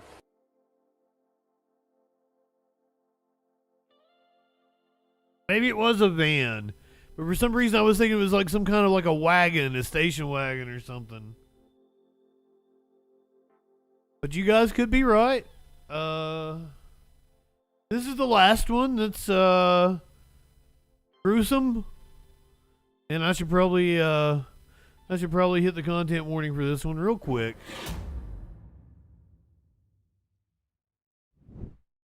A 3-year-old is dead after a woman was found unconscious in her vehicle. Anaheim police are investigating the death of a 3-year-old girl found inside a vehicle along with an unconscious woman. Police responded to Fashion Lane and Mira Loma Way Friday afternoon to find a family member removing the girl from the SUV. She was rushed to a hospital and pronounced dead. The woman also taken to the hospital. She is said to be recovering. The preliminary cause of death said to be complications related to heat stroke. The official autopsy report is not complete yet. The temperature in Anaheim at the time was 104 degrees. Hello, I'm Mark. Hey, Mark Brown. I really like you, Mark Brown. Was the mom on drugs or something?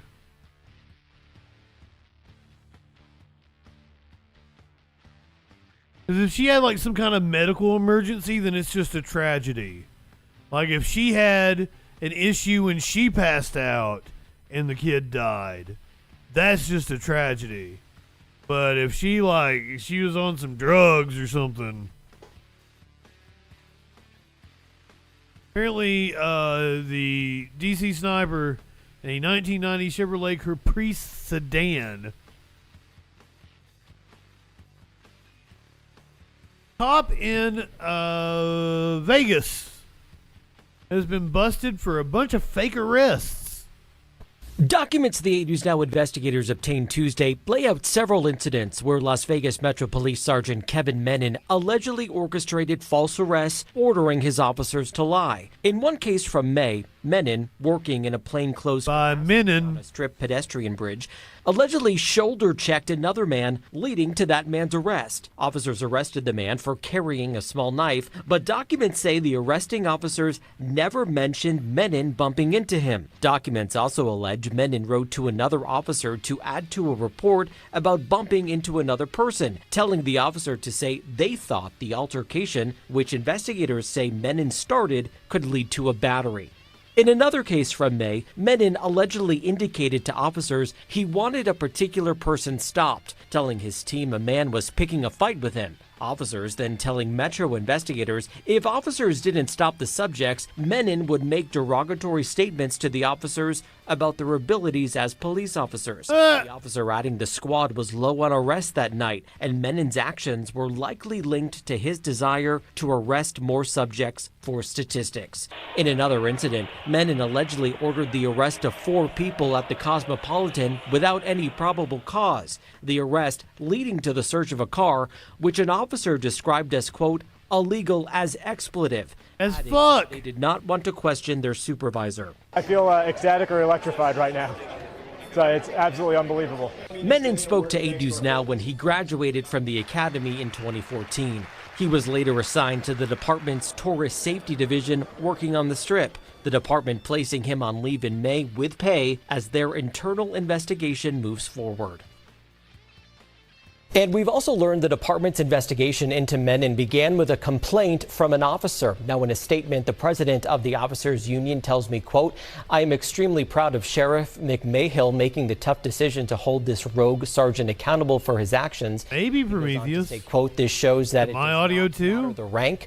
Sheriff McMahill will do what is right by his officers and by the community. Now, we have not heard from the union representing Metro supervisors, and it's unclear right now if Menon is involved in any other incidents than what is laid out in the documents we obtained today. Spokesperson for Metro Police. It's just that dude's voice. Whatever you're hearing is just that dude's voice is like annoying you or something. Declining to comment. I'm David Sharns, 8 News Now. David Sharns. That the department did place Menon on leave with pay, and on leave. His power is suspended pending an investigation. Now, he posted bond and is not due to return to court until October. He gets arrested, but he's only placed on leave with pay. God damn. All right, buckle up your assholes for this one. I told you it's done, we're done with the gruesome stuff, and that's true. But I didn't say that we're done with the, crazy ass fucking video. This driver is lucky to be alive. He's lucky to be alive. I just said that. Alive. I just said that. Lee Bavis says he was thinking when his son Hunter called him Friday night to tell him a loose piece of metal had just flown straight into his windshield while he was driving home on I-93 in Meredith. Dashcam video shows that metal fell off the back of a truck's trailer that was in front of him. The piece hurls at Hunter's truck so fast it pierces through the thick glass and gets stuck there. At first, Lee says Hunter sounded a little freaked out over the phone. By the time I got down to him about 20 minutes later, he was pretty calm. I met him. He was able to drive the truck home with the staging pin still stuck in the windshield. He says he's proud of his son for lucky to be alive. Scary situation. He was pretty calm and collected. Final Destination. He handled stress really well. So, yeah, he did a wonderful job. Lucky to be alive. The driver wasn't hurt, but his dad says if that piece of metal was flying through the air any faster and positioned just a little differently, that probably wouldn't have been the case. If it had been tumbling just a little different, it would have made a world of difference. But thank God he's good. Lee says the other driver was apologetic, admitting this was just an accident. But accident or not, he says this was too close of a call and it could have been prevented. Secure your loads on your trailers. Make sure everything's tied down. Make sure, any loose equipment is secured. Things happen. Angel Death was trying to lay some pipe. He didn't mean for it to happen, but it happens. What a fucking video. Damn. That kid is lucky to be alive.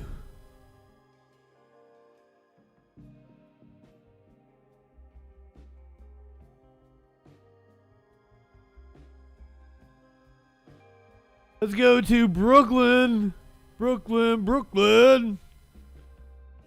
Shocking video shows a road rage fight. Some Brooklynites discovering massive amounts of damage to their cars in Sunset Park as police say that this stolen tow truck and another car on its back sideswiped multiple cars. It all unfolded after an argument, apparently in front of a business. God damn! What the? The car owners whose vehicles were hit by this runaway tow truck.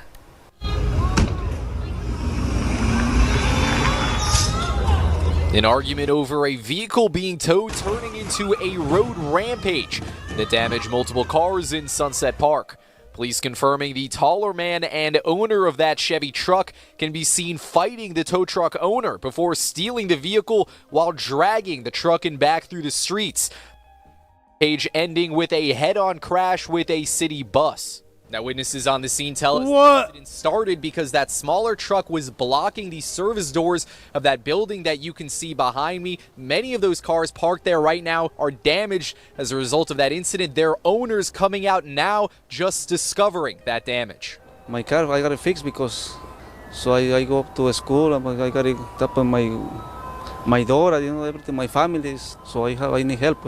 Yeah, he really messed up. I mean, he's going to be in a little trouble. Police saying that. So it was the dude who had the truck. He was upset with the tow truck owner. He stole the tow truck. Multiple cars. It all unfolded after an argument, apparently in front of a business. And News 12's Rob Flack spoke with some of the car owners whose vehicles were hit by this runaway tow truck.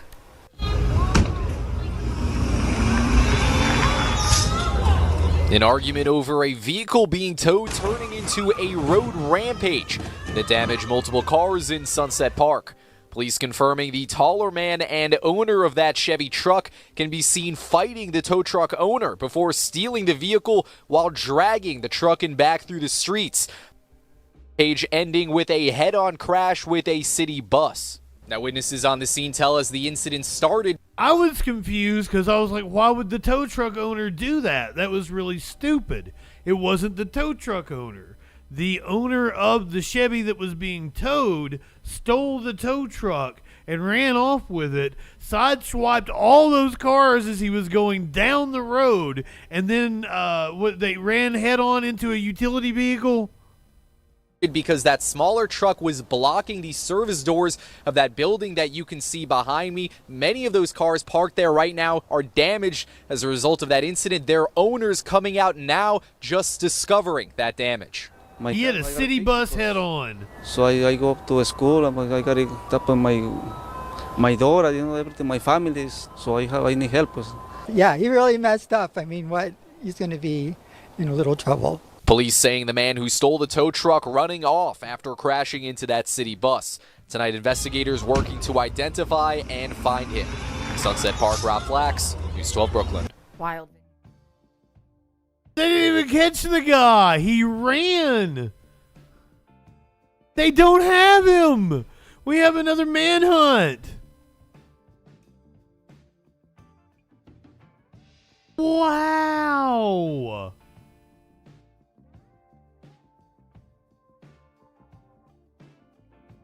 All the reporting in that, all of it was convoluted. They didn't do a good job.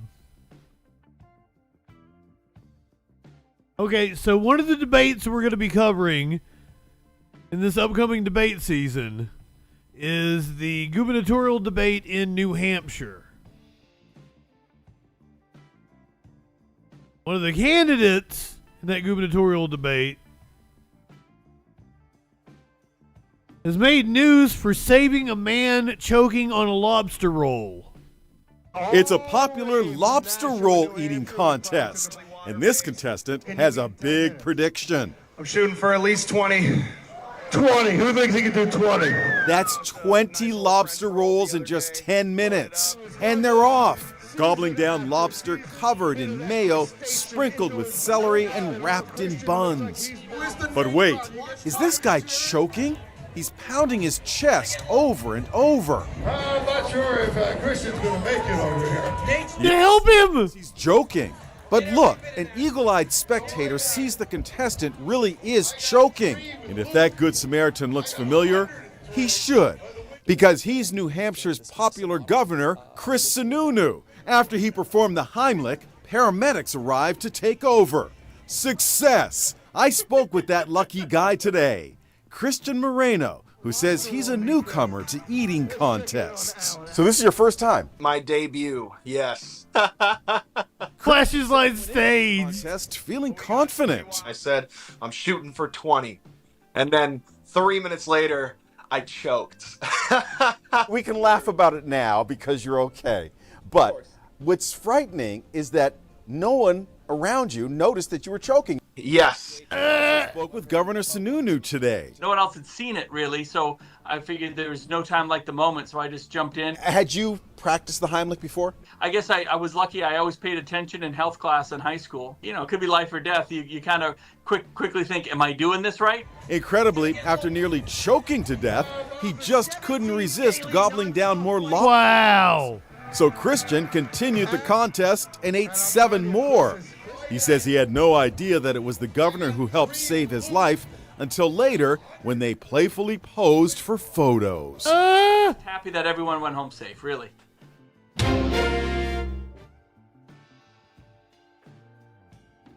Okay, Grail, good evening.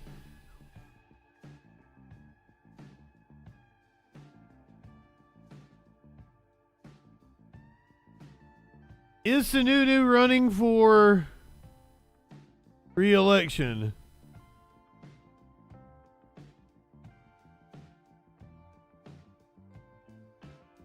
The primary is tomorrow.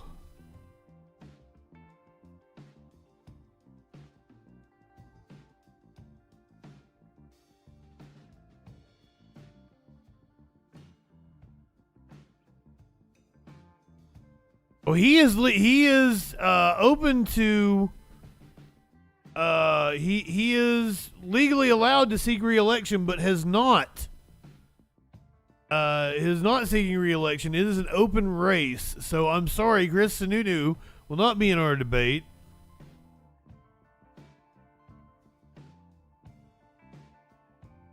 Not running for re-election as governor of New Hampshire.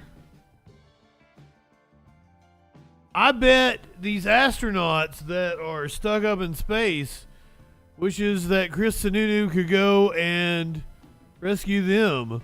Boeing Starliner returns to Earth but without astronauts. Boeing's Starliner spacecraft has completed its journey back to Earth, but the astronauts it was supposed to be carrying remain behind on the International Space Station. The empty craft traveled in autonomous mode after undocking from the orbiting lab. The capsule, which suffered technical problems after it launched with NASA's Butch Wilmore and Suni Williams on board, was deemed too risky to take the astronauts home. They will instead return in a SpaceX Crew Dragon, but not until February. Extending an 8-day stay to 8 months.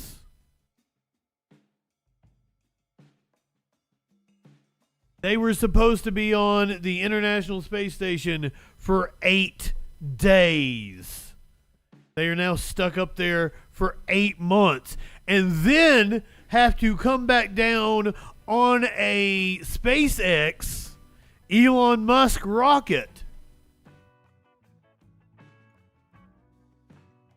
After Starliner's return, a NASA spokesman said he was pleased at the successful landing but wished it could have gone as originally planned. The flight back lasted 6 hours. After it re-entered the Earth's atmosphere, parachutes were used to slow its descent at the White Sands Space Harbor in New Mexico. This happened on Saturday. NASA said earlier that Butch and Suni were in good spirits and in regular contact with their families. Steve Stitch, NASA's commercial crew program manager, said both astronauts were passionate about the jobs. They understand the importance now of moving on and getting the vehicle back safely. So that is a picture of Butch Wilmore and Suni Williams. They'll be coming back in February.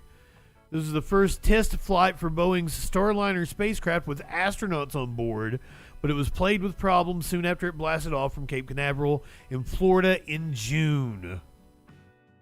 The capsule experienced leaks of helium, which pushes fuel into the propulsion system, and several of its thrusters did not work properly. Engineers at Boeing and NASA spent months trying to understand these technical issues, but in late August, the U.S. Space Agency decided that Starliner was not safe enough to bring the astronauts home. I cannot talk tonight. I don't think it has anything to do with the alcohol. Curiouser Sparkles made me take a drink of your piss earlier. That sounded funny, didn't it?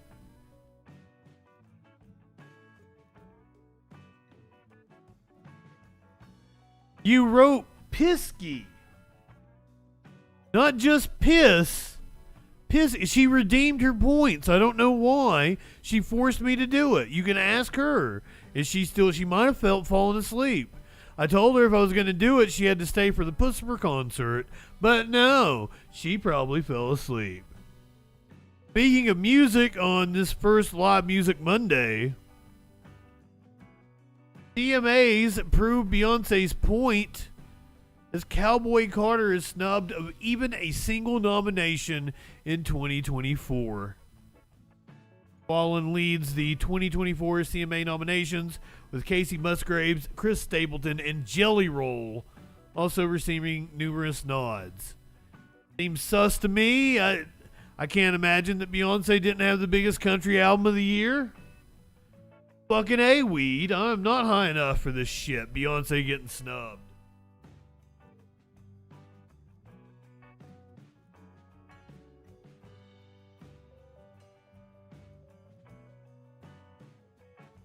Especially on a year where she's going to play such a pivotal role in our politics.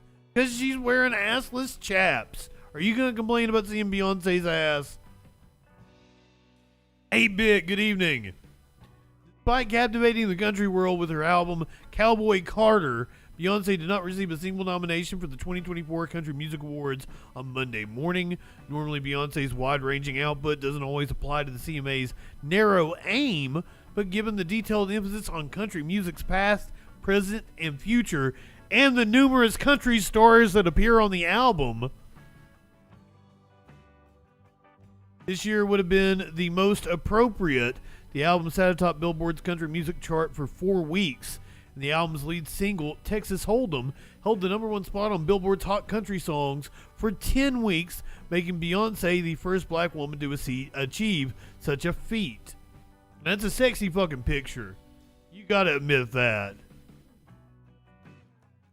Why wouldn't you let her in?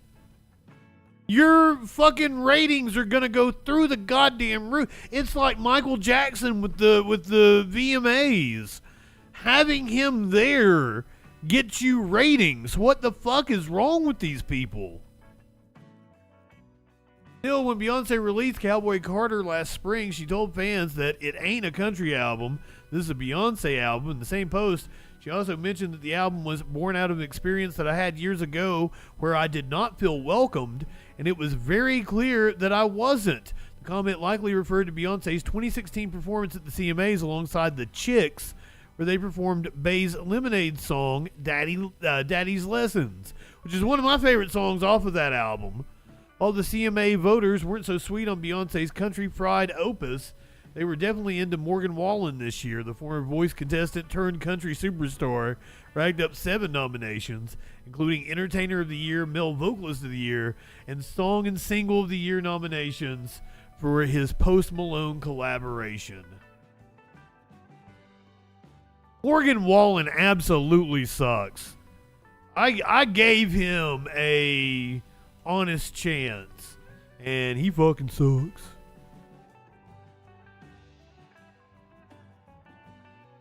A Typhoon Yagi killed dozens in Vietnam.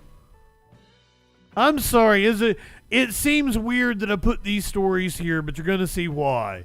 It leads into the animal. You'll see why I put weather stories here. It leads into the animal video today. I misspelled typhoon on my notes, and I spelled it typhoon. So that's why I said it. Typhoon Yagi. Typhoon Yagi left dozens dead in northern Vietnam as it barreled westwards, preliminary government estimates showed on Monday. The country's infrastructure has also been hit by Asia's most powerful storm of this year, as the weather agency warned of more floods and landslides. Widespread damage could be seen in the Vietnamese capital Hanoi on Monday, with downed trees covering the streets and signs ripped from their hoardings. The typhoon swept across Vietnam's northeastern coast on Saturday, cutting power to millions, flooding highways and disrupting telecommunications networks. This usually busy bridge in Phu Tho province was swept away. Authorities said initial investigations suggested there were 8 vehicles on the bridge when it collapsed. Despite being There were indeed vehicles on the bridge when it collapsed. I've got a dash cam video. downgraded to a tropical depression on Sunday, Yagi has brought a halt to economic activity in many industrial hubs. Managers and workers at industrial parks and factories in Hai Phong, a coastal city of 2 million, said on Monday that power was out and equipment was being salvaged from the rain. These pictures show an LG electronics factory, the walls of which collapsed following the typhoon's impact. Local resident Bui Van Thuy began cleaning up the damage to his shop on Sunday. The damage done to this community is extremely severe. Most of the roof was blown away or the ceiling caved in.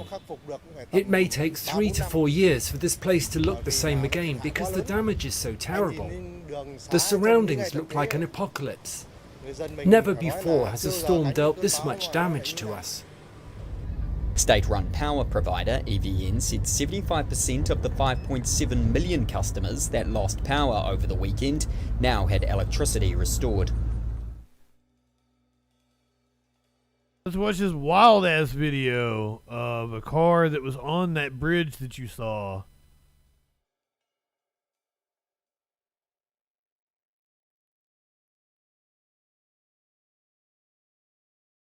Thì đợt Covid từ mạnh là chúng mạnh quá mình lùi đi không có bị gì không sao ôi dồi ôi leo thù không nổi ôi dồi ôi báo cho ai đi may mình chụp ôi dồi chết nữa đúng là chỗ mạnh thì đợt Covid từ mạnh là chúng mạnh quá mình lùi đi Hey, the dude on the bike, the look on his face. God damn. Báo cho ai đi may mình chụp ôi dồi chết nữa đúng là chỗ. I hope nobody died. I have a feeling somebody did. Đưa vào hoạt động từ tháng 7 năm 1995, nối thành phố Việt Trì, huyện có 3 người được cứu sống. Nạn nhân này đã bơi được vào bờ nhờ bám vào một cây chuối. Thấy nó rình đằng sau thì cứ nghĩ là I heard loud noises behind me and I thought tải thế mà nó thế. And I thought to myself that the truck đằng sau thì cứ nghĩ là xe gì mà was so heavy that it made the loud noise. I thought it was the bridge made the noise. Theo kiểu dạng nhịp cầu nó rình thôi. Before I could understand what happened, I was falling into the river. Quay lại thì đã ở dưới mặt nước rồi.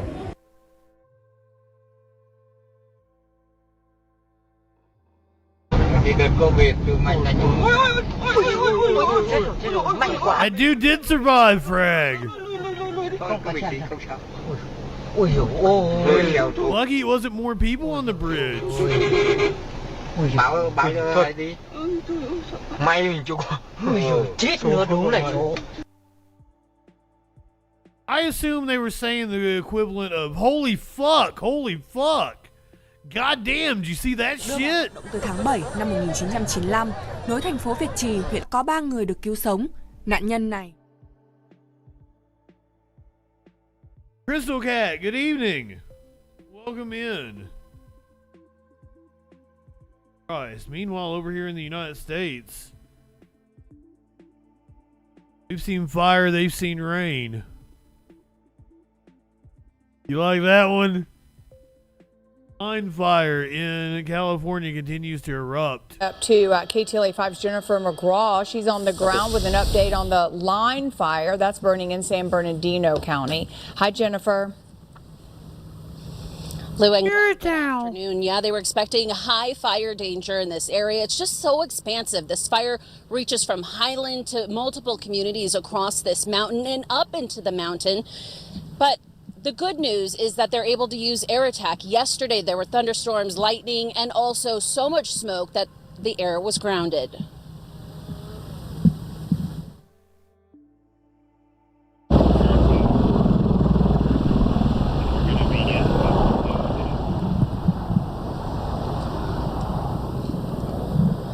All day long, drop after drop, helicopters putting out hot spots that continue to pop up, many of them focusing on the western side of the fire near Running Springs. Air attack is essential to fighting these fires. Resources from all over the state and across the country are on this fire, by air and on the ground. Crews all working together against blistering conditions. Absolutely, we're going to watch the debate tomorrow. Up right now, this is Chris Prater. We start at 7 o'clock. We're coming on at 7 a.m. or at 7 a.m. 7 p.m. Eastern. Work out here. They are battling. This man has an amazing mustache. Today, the thunderstorms have stayed away, and all they're really battling is the high heat.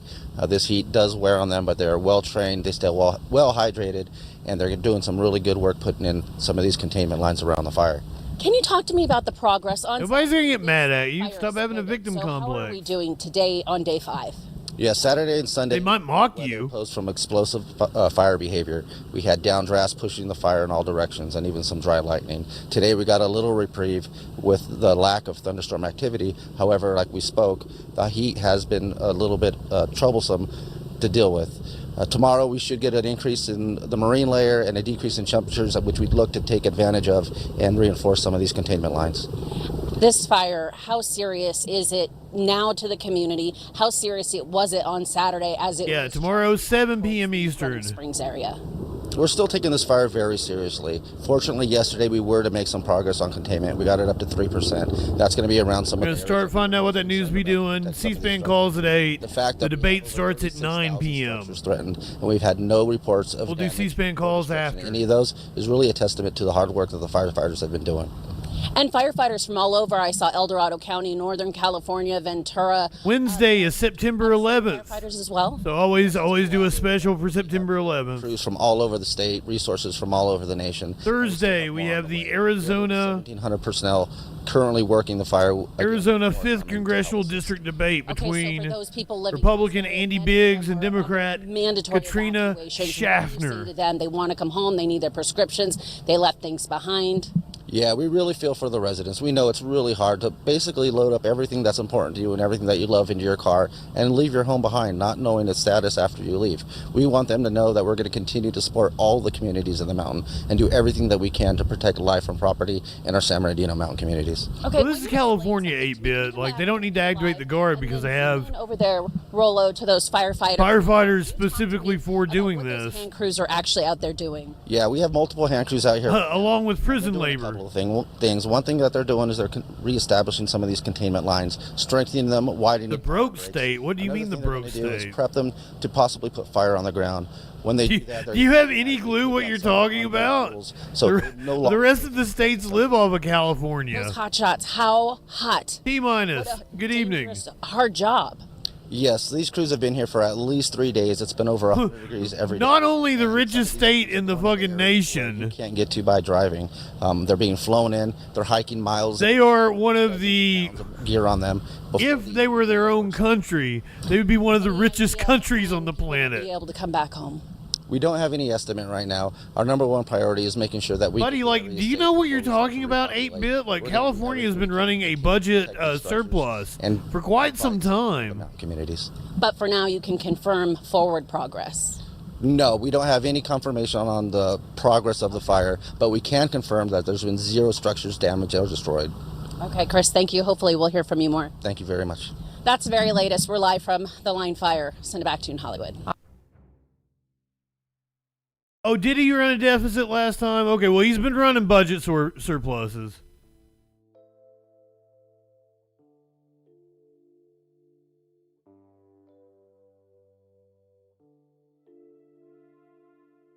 Right-wingers never know what the fuck they're talking about. But the reason why I saved the weather videos for last... Don't go anywhere. We're doing Live Music Monday on Twitch. Everyone on Twitch for sticking around. A man slept in his car overnight, waiting to be reunited with his dog after being a victim of the line fire. Thousands of people to flee their homes, so many so that it's led to some difficult situations. We spoke with one man who spent last night in his car at a gas station, worried because he couldn't get back home to his dog until the sun was nearly up. In my car. I didn't want to go to Veterans because I wanted to get him first before I went anywhere. I finally got him about 4:30 in the morning, but I don't care if the house burns down, but not with him in it. That was Les Marshall. He was evacuated from Arrow Bear Lake yesterday. He had to wait all night before firefighters finally were able to bring his dog to him. Thankfully, that pup is okay. Now it's time to wait to see if their home survives. To flee their home, so many so that it's led to some difficult situations. We spoke with one man who spent last night in his car at a gas station, worried because he couldn't get back home to his dog until the sun was nearly up. In my car. I didn't want to go to Redlands because I wanted to get him first before I went anywhere. I finally got him about 4:30 in the morning, but I don't care if the house burns down, but not with him in it. That was Les Marshall. He was evacuated from Arrow Bear Lake yesterday. If you're watching on YouTube, finally were able to bring his dog to him. You're watching on Spotify or you're listening to one of the mini podcasts, to see if we're saying goodbye to you. Hello, I'm Mark Brown. We'll see you tomorrow for the debate. Once again, we're coming on live, 7 p.m. Eastern Time. We're going to find out what that news will be doing for an hour. We're going to do an hour of C-SPAN, phone calls. Then the debate starts at 9 p.m. Eastern. Debate night tomorrow night. Get ready for it. Everyone else, good night. Go ahead, light one up, tip one back. It's all right to have a little fun before you hit the sack. I'm JustinFREAKIN, YouTube podcasters. We'll see you tomorrow. All right. So now